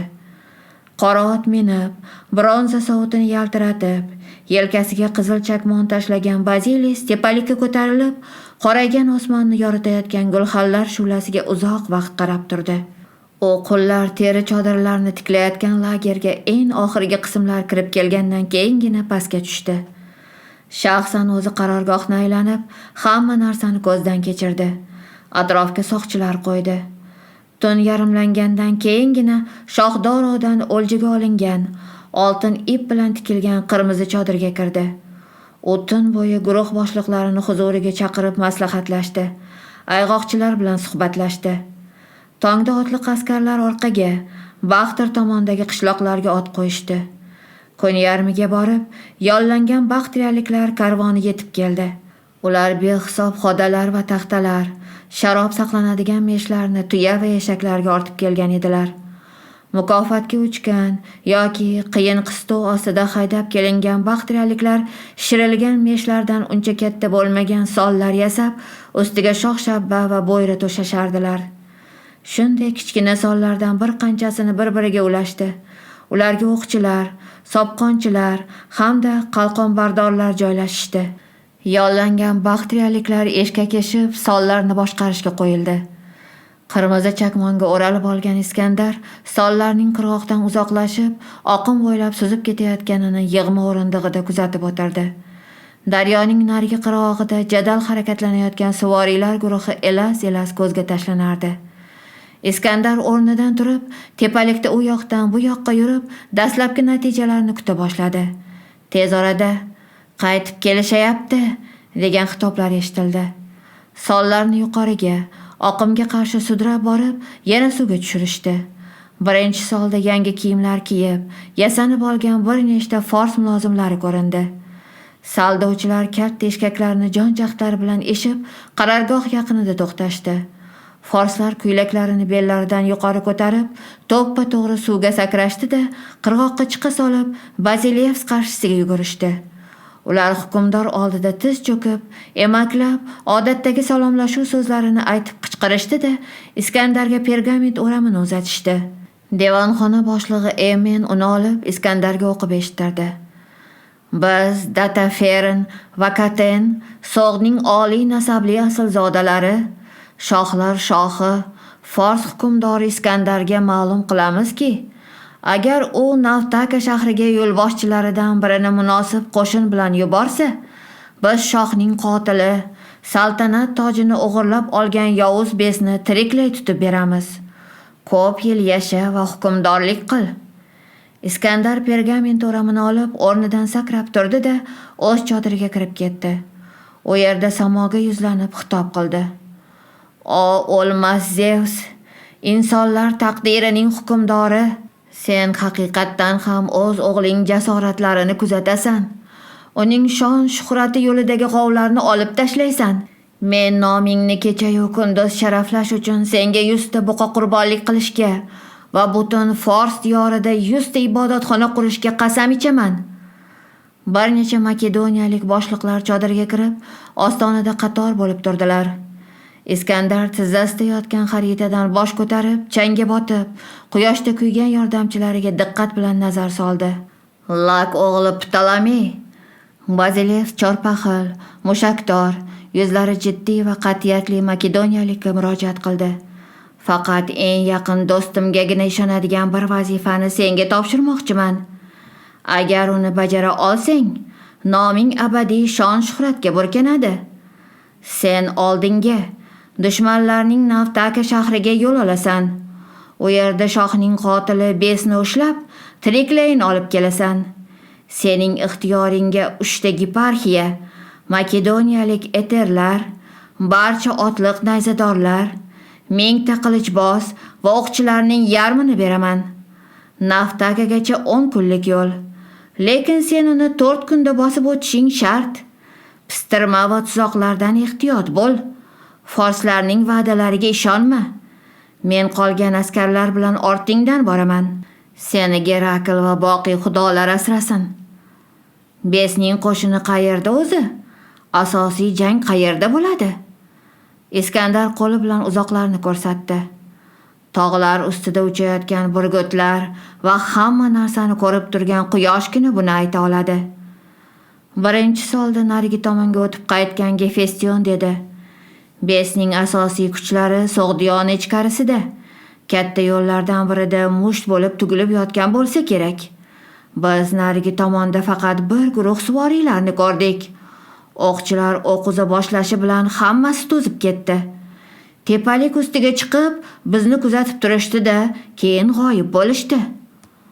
Ular bizni aldab, so'g'd ichkarisiga olib ketmoqchi, dedi Bazilevs.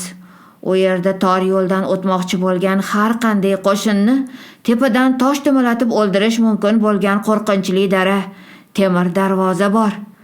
Biroq bizga qudratli Zevsning o'zi madad beradi. Hozir bizni kim to'xtata oladi? Budakin Talisiya bog'ida uning saxovatiga va 101 ezgu ishiga qoyil qolganini bildirish uchun ketma-ket tashrif buyurayotgan so'g'd aslzodalari va fors amaldorlari bilan ehtiyotkorona suhbatlar qurib, vaqtini tashvishsiz, g'amsiz o'tkazmoqda edi.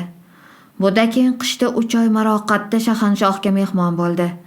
Ular ko'pincha birgalikda atrofi bilan devor bilan o'ralgan qo'riqxonaga ovga borib turishardi. Shodiyona kunlarning keti uzilmasdi. Biz Budakinni aslzodalarning qo'rg'onlariga mehmonga olib borar. U yerda dabdabali ziyofatlarda bo'lib, qirg'iy va toziylar bilan shikor bilan vaqt o'tkazishardi. Bir kuni Budakinning yoniga Satibarzanning chopari kelib, u shahanshohning topshirig'iga ko'ra safarga ketayotganini ma'lum qildi. Ko'p o'tmay shoh oshxonasidan qo'y va ichiga turshak tiqilgan, qovurilgan parranda go'shtlari solingan katta barkashlarni yubormay qo'yishdi. Unga biriktirib qo'yilgan tarjimon shoh to'satdan Baxtriyaga jo'nab ketganini tushuntirdi. Budakin qadrdon jo'lariga qaytib ketishni o'yladi. Lekin u haliyam Skolotni topishdan umidvor edi. Kuzatuvchisi Spetamen g'oyib bo'ldi. Unga nima bo'lganini hech kim bilmaydi. Budakin kutaverdi. Hamrohlari ham kun bo'yi gilamdag'anab, qo'shiq aytishdan bo'shamas edi. Bekorchilikdan zerikkan Budakin har kuni shahar aylanadigan bo'ldi.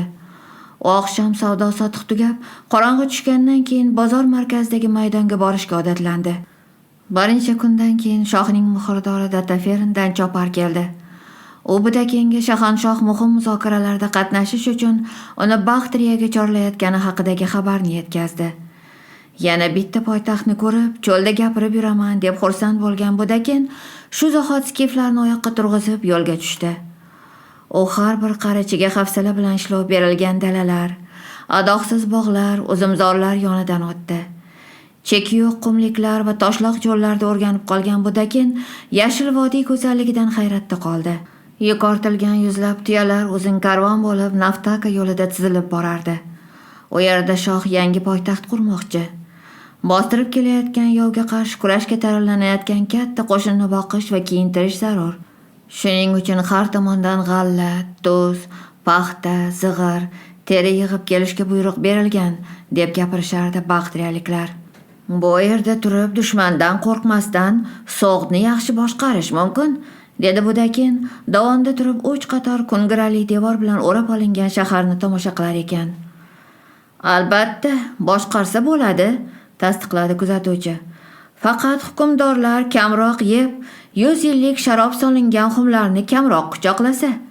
Shaharning o'rtasida bir nechta dumaloq minorali bahaybat qala yuksalib turardi. Qala atrofidagi uychalar oppoq gullagan o'rik va pushti rangga chulg'angan bodomzorga ko'milgandi. Budakin yog'och ko'prik solingan daryochadan o'tib, shovqin suroli olomon orasiga tushib qoldi. Uzumzor bog' va tarvuz ekilgan keng dalani Baxtriya va So'g'dan haydab kelingan dehqonlar toptab tashlagan edi. Ular tutab yotgan gulxanlar yonida o'tirishar, yonboshlab yotishar.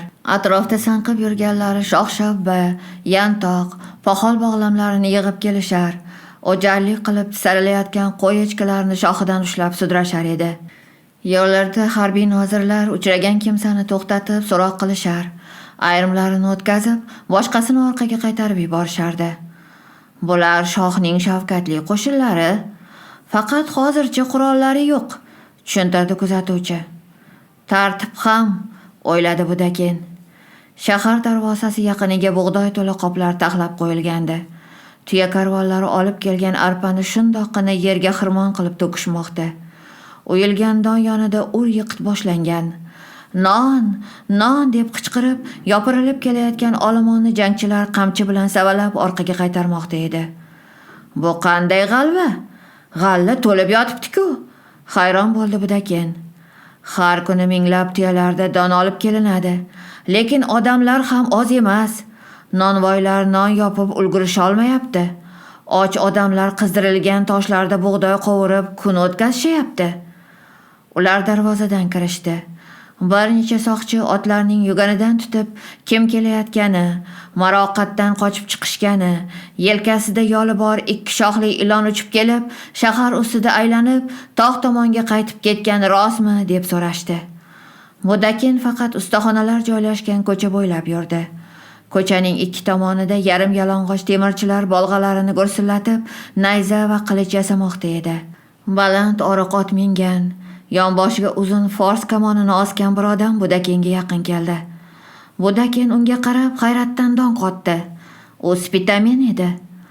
Ovchi ot yoliga egilib saktilida shivirladi. Agar omon qolishni va qadrdon cho'llaringni yana ko'rishni xohlasang, mendan ayrilma. Atrofga yana alanglab qo'shimcha qildi. Balki o'g'lingni ham ko'rib qolarsan. Hamisha xotirjam yuradigan Budakin hayajondan o'zini yo'qotib qo'ya yozdi. U qayerda? Shu yerdami? Shu shahardami? Umidvor shivirladi u. Spitamen aslaha sozlarni ko'rsatdi va sovuqqonlik bilan javob berdi. Bu yer bozor. Balki yaxshi qilich sotib olarsan. Bularning hammasi mohir usta. Qanday epchilik bilan po'lat toblanayotganini ko'rib qo'y. Ularning yonida terga botgan temirchi ishlamoqda edi. U tig'irasi toblangan qilichni kattakon qisqich bilan ushlab, yog'och paqirdagi moyga botirdi. Olov quyuni va qora tutun ko'tarildi. Ikkita qo'l paqir ustiga sopol qopqoqni bosib alangani o'chirdi. Temirchi qorayib, qirmizi dog'lar bilan qoplanayotgan tig'ni ko'zdan kechirdi. Bugun kun botishda Besning saroyi yaqinidagi maydonda uchrashamiz. Spitamen otini haydab ketdi va bir zumda olomon orasida g'oyib bo'ldi. Kun botishi oldidan Budakin aytilgan joyga keldi. Keksa dehqon qo'lini ko'ksiga qo'yib uni kutib oldi. Ta'zim qilib, Spitamen seni kutayapti. Orqamdan yur, dedi. Budakin, shahanshoh mehmoniga yo'l beringlar, deb qichqirib olomon orasidan ustalik bilan yo'l ochib ketayotgan qariya ortidan otini haydadi. Odamlar Sakxonining bo'ybasti, bedovati va g'alati kiyimlarini ta'riflab baland ovozda gaplashishar va ularga yo'l bo'shatishardi. Ilonizi tor ko'chalar va shahar darvozasi ortda qoldi. Yo'l boshlovchi dehqon zovurdan sakrab o'tib, urushga safarbar etilganlarning gulxanlari yonib turgan dala orqali ketdi.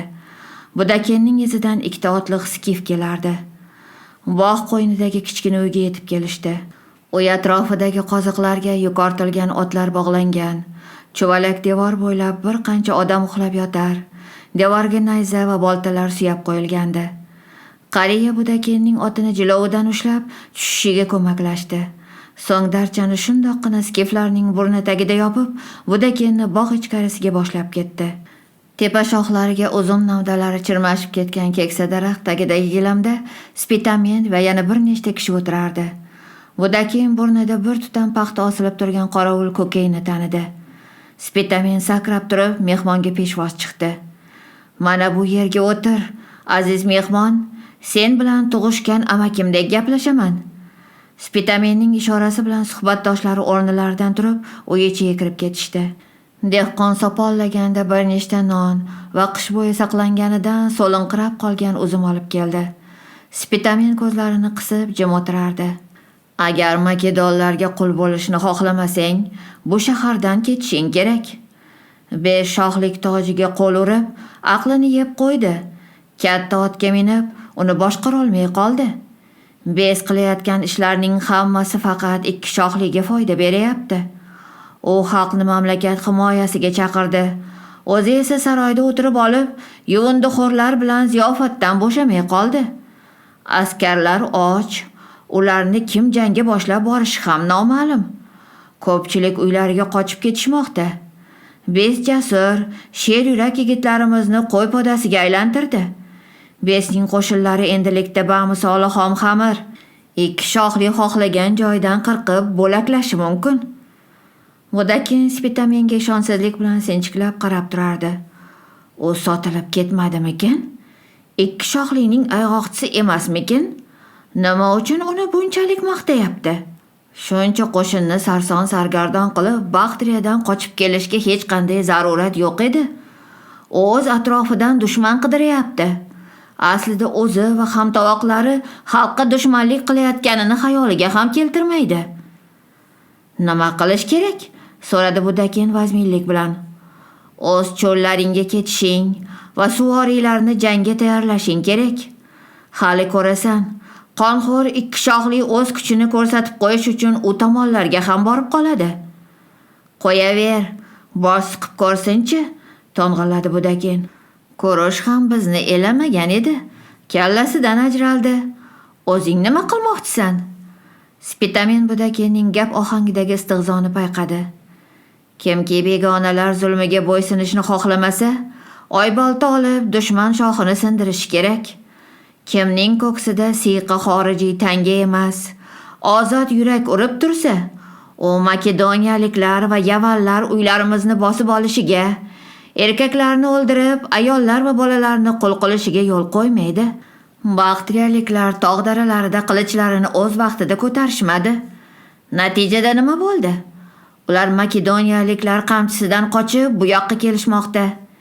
Endi hamma yo'llarda makedoniyaliklarni so'yish uchun tog'larga yig'ilishmoqda. Biroq kech bo'ldi. Yavanlar baktriyalikning uyida o'tirishibdi. U biz tomonga ham boradi deb o'ylaysanmi? Erkaklar qorni bilan yerda emaklab shafqat so'raydigan hamma yerga boradi u. Biroq jangga tashna sher yurak yigitlar bor. Qara, qancha botir o'g'lonlar bu yerda yig'ilgan. Biz hozir necha yuz kishimiz. Har kuni yana qancha dovyurak yigitlar kelib qo'shilishyapti. Budakin indamadi. Makedon aravasi orqasidan ketayotgan zanjirband o'g'lini ko'z oldiga keltirdi. O'g'lingni ko'rasan degan eding-ku. Cho'lga qaytishdan oldin men bilan birga bo'lsang, ko'ra olasan. Jangchilarimiz bosib kelayotgan makedoniyaliklarni tutish uchun tog'larga ketadi. Ikkimiz esa ikki shohlikni kutib olishga boramiz. Esingni yeb qo'ydingmi? Nega? Ikkalamiz kambag'al cho'ponga o'xshab kiyinib olamiz. 20 ta qo'yni makedoniyaliklarning qarorgohiga haydab boramiz. Shu yerda o'g'lingni ko'rasan. Yo'lda qochib ketish oson bo'ladi. Balki uni qutqarib olarmiz. Men hozir jo'nayman. Sen esa bilganingni qil. Sen bilan birga boraman. Shunday deyishingni kutgan edim. Menda dehqonlarning kiyimi bor. Rosa katta, ot yopinchig'iga o'xshaydi. Bugunoq yo'lga tushib daryoga chiqamiz. Jangchilaring otlarini olib, Koreshetada bizni kutishsin. Qaytishingda tog'lar bo'ylab yurib, ularni topib olasan. Cho'lda aytadigan gaplarimni bilib oldim, dedi Budakin. Faqat boshim omon qolsa. Ikki yo'lovchi tog' so'qmog'idan horg'in kelardi. Kiyimlarga qaraganda ko'chirib keltirilganlarga o'xshaydi. Rangi aynagan junchakmon kiygan, oyoqlarida to'zib ketgan choraq. Ular o'ndan oshiq dumbali qo'y va ustiga qoplar ortilgan oyoqlari ingichka, onda-sonda uchragan o'tlarni chimdib kelayotgan qari eshakni haydab borishardi. Yo'l borgan sari ko'tarilardi. Tog' bag'rida mayda bargli zarang, archa va pista daraxtlari o'sib yotardi. Dovon ustida toshloq yerga ildiz otgan 550 yolg'iz archa savlat to'kib turardi. Uning to'q yashil qing'ir qiyshiq novdalari tarvaqaylab ketgan, shoxlariga yo'lovchilar bog'lab ketgan lattalarni shamol tortqilab o'ynaydi. Toshloq yo'l va yalang'och qoyalar issiq taftini qaytaradi. Jussasi bahaybat ayiqqa o'xshagan bir yo'lovchi archa tagidagi toshga o'zini tashladi. Sherigi qoya labiga ko'tarildi. Yaqinlashib qoldik. Hovanavi yerda qora qoyalar yonida temir darvoza joylashgan. O chapaqay, nega gapingga ko'na qoldim? Ingradi yo'g'on odam. Yayo, bo'riga o'xshab kiyiklarni quvib yurganimdan beri 3 muchal o'tdi-yu. Endi bir o'tovimdan ikkinchisiga yayo bora olmayman. Xo'p, papay, meni tezroq yana otga mindir. Hoy. Uzoqdan qichqiriq eshitildi. Pastda tog' yonbag'rida omoch dastasini tutgan dehqon kichkina novoz va eshakni niqtab yer haydar edi. Dehqon yo'lovchilarni ko'rib nimadir deb qichqirdi. Ilon izi qilib haydalgan yerning oxiriga borib, omochni chiqarib oldi va toshdan toshga yengil sakrab yuqoriga ko'tarila boshladi. Titilib ketgan qo'y terisiga o'ralgan yoshgina qo'shchi yigit xushmuomalalik bilan jilmayib yo'lovchilarning yoniga keldi. Qayoqqa ketyapsizlar? Joningizdan to'ydingizmi? Endi hamma u tomondan katta daryodan qochib kelyapti. Nega qochishadi? Nega qochadi deysanmi? Albatta, o'z yerida o'tirib don ekkanga nima yetsin? Dehqon g'adir budir sertomir barmoqlariga qaradi. Men o'zimga shunaqangi joy topdimki, arpa zo'r bo'ladi. Urushayotganlar bilan nima ishim bor? Bu urush do'l aralash bo'ronga o'xshaydi. Yoningdan yog'ib o'tadi ketadi. Biz qo'shchilarga yana quyosh nur sochib beradi. Biz ham o'zimizni bekorga olovga urmasak kerak. Yaxshisi, shu yerda men bilan qolinglar. Sizlarga eng yaxshi shunaqangi bo'liq yerni ko'rsataman. Ochilmagan qo'riq. Hali biron marta shudgor qilinmagan. Eshagingizni mana bu ulovlarga qo'shib qo'yamiz. Ikkovlaring omoch tortishga yordam berasizlar. Shunday qilib, bo'z yerni shudgor qilamiz. Kuzda doni dunimiz bo'ladi. Temir darvozagacha hali uzoqmi? Oho, ana bu devondan keyin boshlanadi. U yerda soqchilar guruhi bor. Agar qo'riqchilar o'tkazmasa, yolg'iz oyoq so'qmoqdan aylanib o'tishingiz mumkin. U yerdan qo'ylar ham, eshagingiz ham o'tib ketadi. Shu so'qmoqdan bizni o'tkazib qo'ya olasanmi? Bo'lmasamchi? Faqat hozir ilojim yo'q. Arig'imni suv yuvib ketgan. Uni tuzatishim kerak. Suv ekinzorga kirmay o'tib ketayapti. Ariqni tuzatishga yordam bersalaring, ertagayoq so'qmoqdan o'tkazib qo'yaman. Mayli, deyishdi yo'lovchilar. Bugun biz senga, ertaga sen bizga yordam berasan. Dehqon soyada yotgan qo'ylarni haydadi va hammalari ehtiyotkorlik bilan tong yonbag'ridan pastga tusha boshladilar. Ular tun bo'yi jon-jahdlari bilan ishlab, tong yonbag'ridan o'tgan ariqni qayta tozalab chiqdilar. Suv toshloq qiyalikni yuvib ketmasdan ekinzorga to'g'ri kelishi uchun ariq qirg'oqlarini tosh, shox-shabba, chim bilan mustahkamladilar. Og'ir mehnat bilan ovora bo'lib, urush ham, bosib kelayotgan ikki shoxlining vahimasi ham vaqtincha unutildi. Tunda dehqon ikkala yo'lovchini o'z kulbasiga boshlab keldi. Kulba juda kichkina, toshdan qurilgan, tepasi yassi bo'lib, tomiga shox-shabba bosilgandi. Ichkarida qurumdan qorayib ketgan devorlar ko'mirga o'xshab yaltirardi. Devor yoriqlarida yirik qo'ng'ir suvaraklar va son-sanoqsiz ochofatginalar o'lja kutib yotardi. Ikkala mehmon ham qo'l kiyimlarini uzun xoda ustiga yoyib tashqarida yotishdi.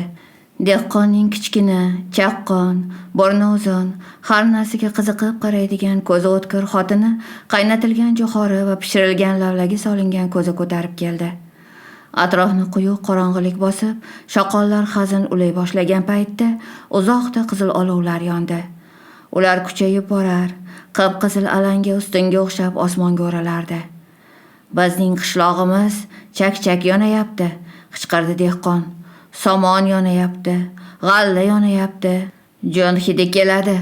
Dehqonlarning chorva mollari yonayapti. Boshimizga kulfat yog'ildi. Bu yer Yovuz Ahrimanning saltanati-ku. Qayerga ketayapmiz o'zi? Atrofga alanglab baland ovozda so'radi Budakin. Chor atrofda o'tkir qirrali qizil qoyalar yuksalib ko'rinar. Ularning o'rtasida sehrli devlar qo'li bilan qurilganga o'xshagan oppoq gumbaz alohida ajralib turardi. Kichik daryochaning qumaloq qirg'og'i bo'ylab ketgan yo'l egri-bugri ariq yoqalab ko'tarilib, qoyali tizma to'sib qo'ymaguncha tog' yonbag'ri bo'ylab davom etar, so'ng yana daryo yoqasiga tushardi. Yo'lning davomi qani? Xovana, tog' yorilgan joyda, deydi dehqon baland qora qoyadagi xuddi birov qilich bilan ikkiga bo'lib qo'yganga o'xshab ko'rinadigan yerni ko'rsatdi. Yo'lovchilar tor qorong'i yo'lakka kirishdi. Qirrali qora toshlar xuddi hozir bosib tushib, yanchib tashlaydigandek bosh ustida osilib turardi. Atrof qorong'i va namchil edi. Yoriq joyning kengligi 5-6 qadam kelardi.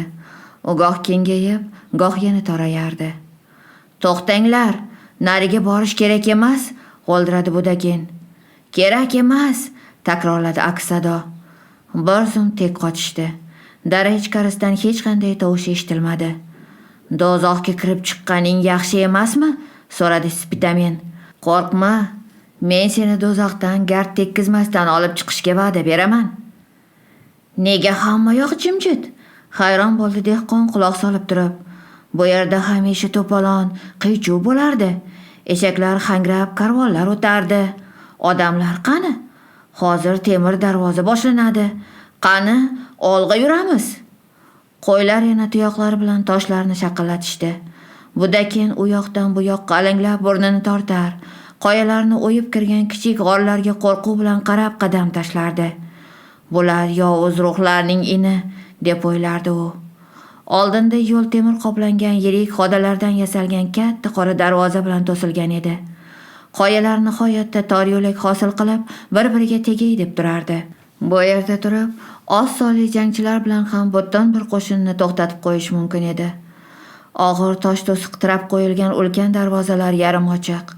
Tor yo'lak yoniga qurilgan 3 ta kichik uy jimjit.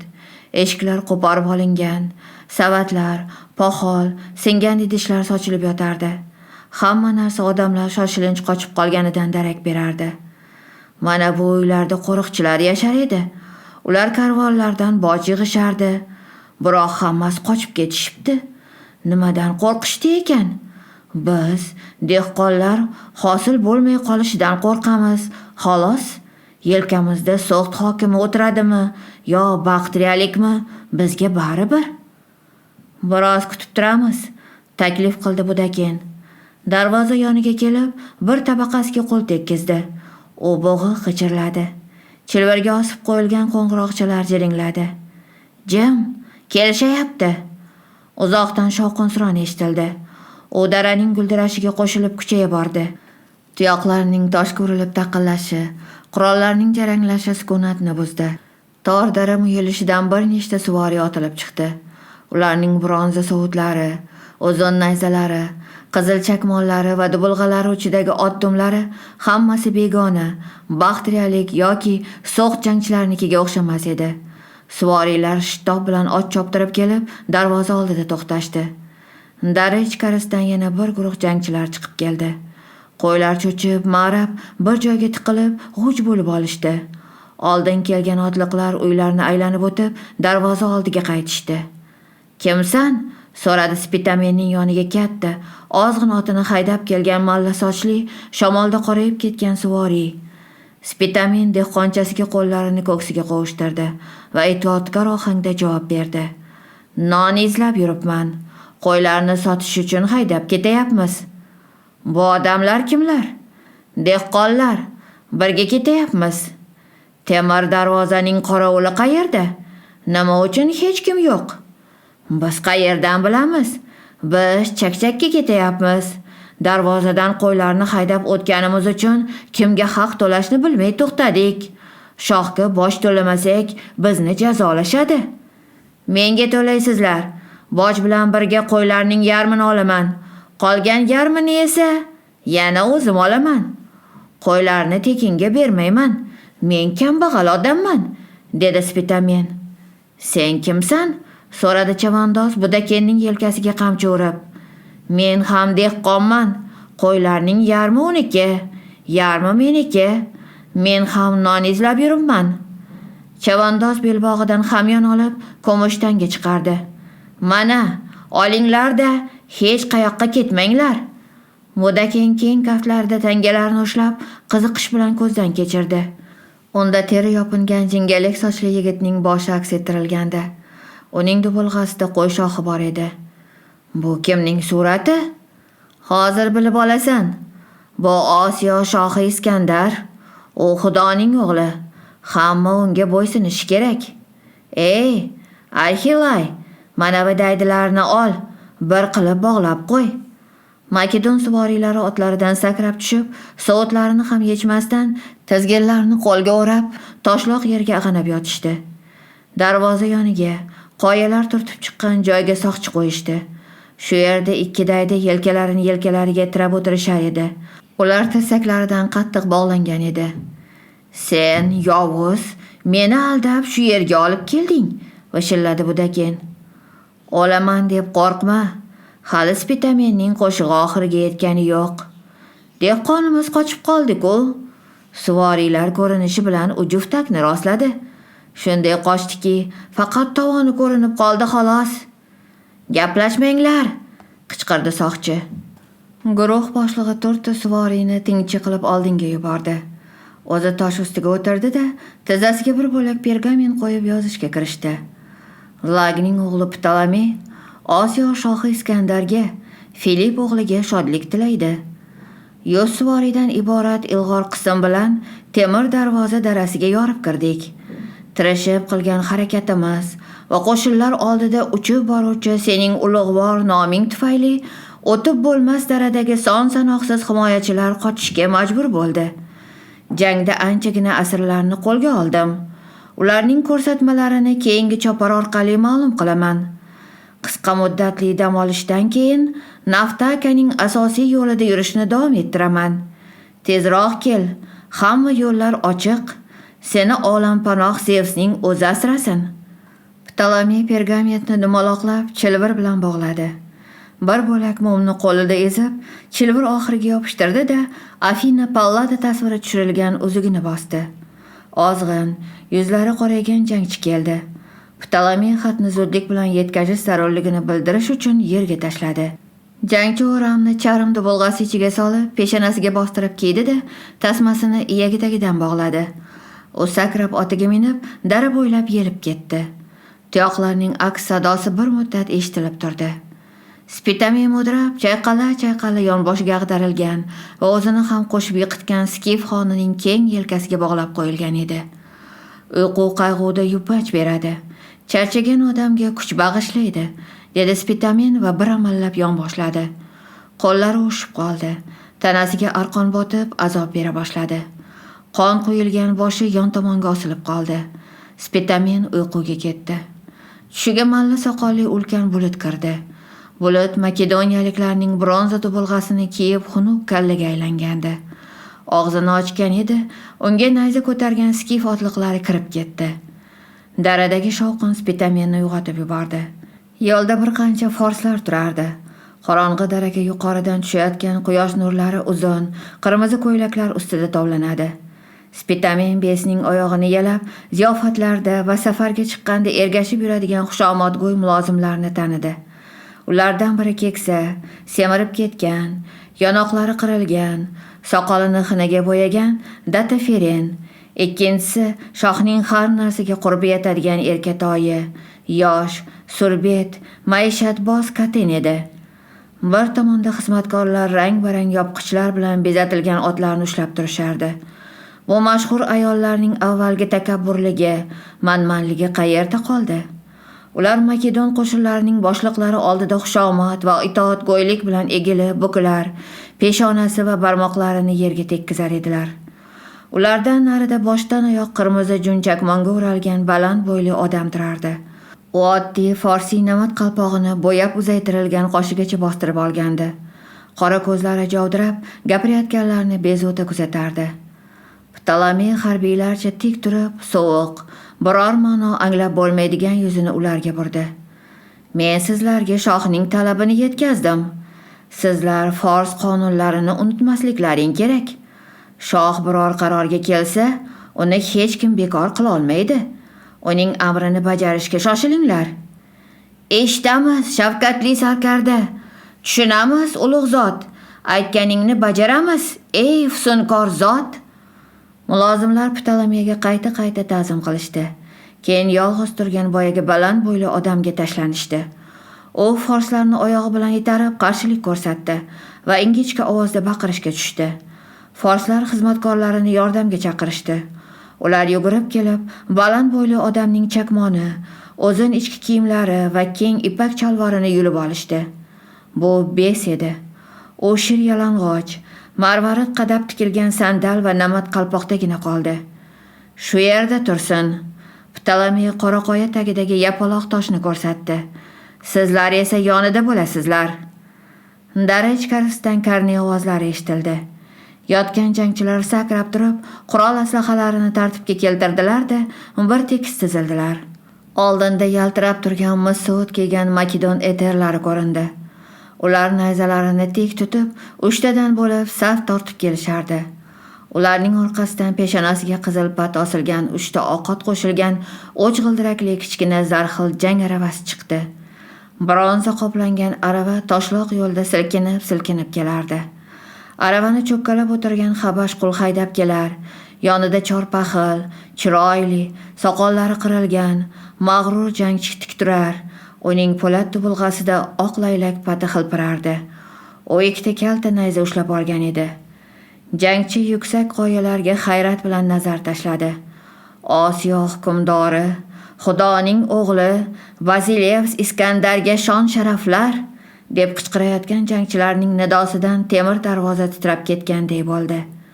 Nihoyat qisiq ko'zlar qora qoyada yaqqol ko'rinib turgan besning yo'g'on, xom semiz gavdasida to'xtadi. Bes qo'llari bilan yuzini to'sib teskari o'girildi. Yonoqlaridan ko'z yoshlari oqar, yelkalari titrab qaltirar edi. Arava to'xtadi. Shovqin-suron ko'tarib sarkardani olqishlayotgan jangchilar ham tosh qotdi.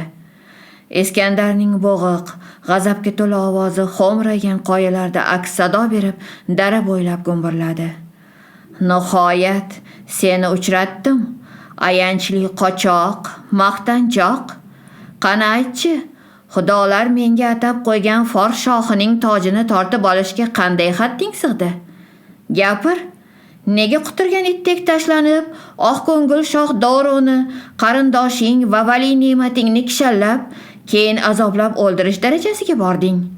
Bu razilishni shahanshoh unvonini o'zlashtirish uchun qilganingdan tonasanmi? Javob ber. Gapir. Xudolar la'natiga uchragan? Bes titrab, qaltirab, ko'z yoshlaridan nafasi tiqilib, zo'rg'a gapirdi. Men o'zimni shoh deb e'lon qilganim faqat shohlikni senga, Shavkatli Iskandarga topshirmoq uchun edi. Agar men shunday qilmasam, shohlik tojini boshqa bittasi egallab olardi. Shunday deyishga jur'at etdingmi hali? Shohlik tojiga qo'l cho'zishga kimning haddi sig'adi? Uni faqat Xudoning o'g'li egallashi mumkin. Hokim Oksafir qayerda? Arava ortida turgan mulozimlar orasidan yuzlari osilib ketgan semiz Oksafir, o'ldirilgan shoh Doroning ukasi chiqib keldi. U xizmatkorlar ushlab turgan otdan arang sirg'alib tushdi. Uzoq yurishdan o'shib qolgan oyoqlarini zo'rg'a bosib, behushli qadamlar bilan Iskandarning yoniga yaqinlashdi. Oksafir, mana aking Doroning qotili. Uni senga tortiq qilaman. Sen undan o'ch olasan. Avval burnini va quloqlarini kesasan. Keyin devorga qoqib qo'yib, nayza sanchib o'ldirasan. Oksafir viqor bilan baland bo'yli besning oldiga bordi. So'kinib, har bir to'lg'anganida vahima bosib, uni qamchilashga tushdi. Iskandar besni tutib kelgan forslarga o'girildi. Ular ustiga qimmatbaho yopqich yopilgan kattakon laganni ko'tarib turishardi. Unda Fors shohining qovoqdek dumaloq, nodir javohirlar bilan bezatilgan toji yotardi. Iskandar tojga ko'zlarini qadadi. Oq shohli dubulg'asini yechib, yugurib kelgan nubiyalik qo'liga uzatdi. Tojni och ko'zlik bilan ushlab baland ko'tardi. Keyin jingalak sochlari ustiga qo'ndirdi. Toj katta edi, ko'zlarigacha bosib tushdi. Iskandar yana nimadir kutayotgandek, uni bir zum qo'llarida ushlab turdi. Xo'mraygan daraga nazar tashlar ekan, osilib turgan bahaybat qirrador qoya toshlarga ko'zi tushib, yuzda xavotirlik alomati sezilgandek bo'ldi. U tojni yechib, qora nubiyalikka tutqazdi. Olg'a yuramiz. Bu yerdan zulmat bosgan tor daradan tezroq chiqib ketishimiz kerak. Bo'lmasa tepadan ustimizga tosh dumalatishlari mumkin. Naftakada yangi g'alabamizni nishonlaymiz. Men shavkatli jangchilarimga yurtini himoya qila olmaydigan, bizga qul bo'lish uchun yaratilgan bu afsar xalqning hamma yerini, dalalarini va uylari bilan butun boyliklarini bo'lib beraman. U yerda jangchilar dam olishadi. Sizlar esa shohning qotili besni menga tutib keltirganlar. Alohida taqdirlanasizlar. Men sizlarni unutmayman. Safardagi do'stlarim, eshitinglar. Vasilevs ovozini balandlatib jangchilarga murojaat qildi. Fors saltanati endi butunlay bizniki va hamisha shunday bo'lib qoladi. Endi boshqa dushmanlar yo'q. Otam oliy xudo momaqaldiroq sochuvchi Zevsga shon-sharaflar. Sen hamisha g'olibsan. Sen butun olamning shohisan, qichqirdi jangchilar. Ularning so'zlari aks sado bo'lib qaytdi. Oqatlar depsinib, joyidan qo'zg'aldi. Oltin arava g'adir-budir yo'lda tebranib olg'a yurdi. Uning ortidan qurollarini yaltiratib, shovqin-suron bilan Bazilevsning tansoqchilari va mulozimlari shaxdam yo'lga tushdilar. Budakin qonga to'lgan ko'zlari bilan suvoriylarni kuzatib o'tirdi. Bronza dubulg'ali, baland bo'yli yigit ko'ziga issiq ko'rindi. O'g'liga oq sariqdan kelgan, qaddi qomati kelishgan Skolatga quyib qo'ygandek o'xshardi. "Skolat!" bo'kirdi Budakin. "Skolat!" Biroq Budakinning na'rasi otlar do'piri va jangchilarning shovqin-suroni orasida yo'qolib ketdi. "Nega bo'kirasan? Jim bo'l!" deb Budakinning boshiga urdi soqchi. "Bu Skolat! Mening o'g'lim Skolat!" g'o'ldiradi Budakin. "Men yanglishib, baland bo'yli Yavanni o'g'limga o'xshatgandirman, lekin otni hech qachon adashtirmayman. U mashhur bo'ron qish nasli, o'ynoq ayg'irni minib o'tdi." Barcha jangchilar otlarga sakrab minib, Bazilevga ergashdilar. Tez orada daraga sokinlik cho'kdi. Kulrang qo'shayoqlar yana inlaridan otilib chiqdi. Ular yugurishib, orqa oyoqlarida tik turib, havoni iskashar va atrofga aylanlab qarashar edi. Ptolomey bandi qilingan dehqonlarni unutib, Bazilevs orqasidan ot qo'ydi. Spitamin o'zi bog'langan arqon va kamarni jon jahdi bilan toshga ishqalab uzishga urina boshladi. Oy nuri darani yoritgach, chuqurlikda ikkita ko'lanka ko'rindi. Ular ehtiyotkorlik bilan har bir sharpadan hadiksirab kelardilar. Bular yosh dehqon va uning ushoqqina rafiqasi edi. Ular bog'lovda yotganlarni topib, qo'llarini yechishdi. "Sizlarni o'ldirishgan bo'lsa kerak deb o'yladik. O'tib borayotgan la'nati yavallar orasida sizlarni ko'rmadik. Biz murdalaringizni dafn etishga ahd qildik. Sut va ugra osh qo'yib, ruhlaring to'yishini, bizdan o'ch olmasligini istadik. Chunki qo'ylaringiz bilan birga dalamiz yonida halok bo'ldingiz deb o'yladik. Buyuk Ahura Mazdaga hamd va sanolar bo'lsin. Tirik ekansizlar va yana biznikiga kelishingiz mumkin. Suv zo'rni urib ketdi. Uni tuzukroq tuzatish kerak. Eng avvalo suv bo'lsin. Shunda non bo'ladi. Ish qochib ketmaydi." Ertalab ikki dehqon Iskandarning qo'shinlari hamma qishloqlarni talab, quritib ketayotgan katta yo'ldan boshqa alohida so'qmoq bo'ylab jo'nashdi. Spitamin oqsoqlanib borayotgan Budakinni yupatdi. "Hamma odamlarimiz endi Marokand yoniga to'planadi. Biz nozikoyim xonzodalarning yordamisiz chinakam kurashni boshlaymiz. So'g'dlar, Yunonlar bosqiniga chidab tura olmaydi. Ular o'z dalalarini va o'z tutzorlarini yaxshi ko'radilar. Bu daraxtlarni tashlab ketgandan ko'ra, unga o'zlarini osishni afzal biladilar. Mana, sen ikki shohlining qanchalik yovuzligini ko'rding. Endi cho'lga borib, bu shohda o'z basharasiga boplab tushiradigan botir jangchilarga duch kelmaguncha to'xtamasligini saklarga so'zlab berasan." Budakin ingradi va tishlarini g'ichirlatdi. "Mening o'g'lim ikki shohli bilan birga. Agar yovuz sak yerlariga borsa, unda Skolat ham bizga qarshi jang qiladimi?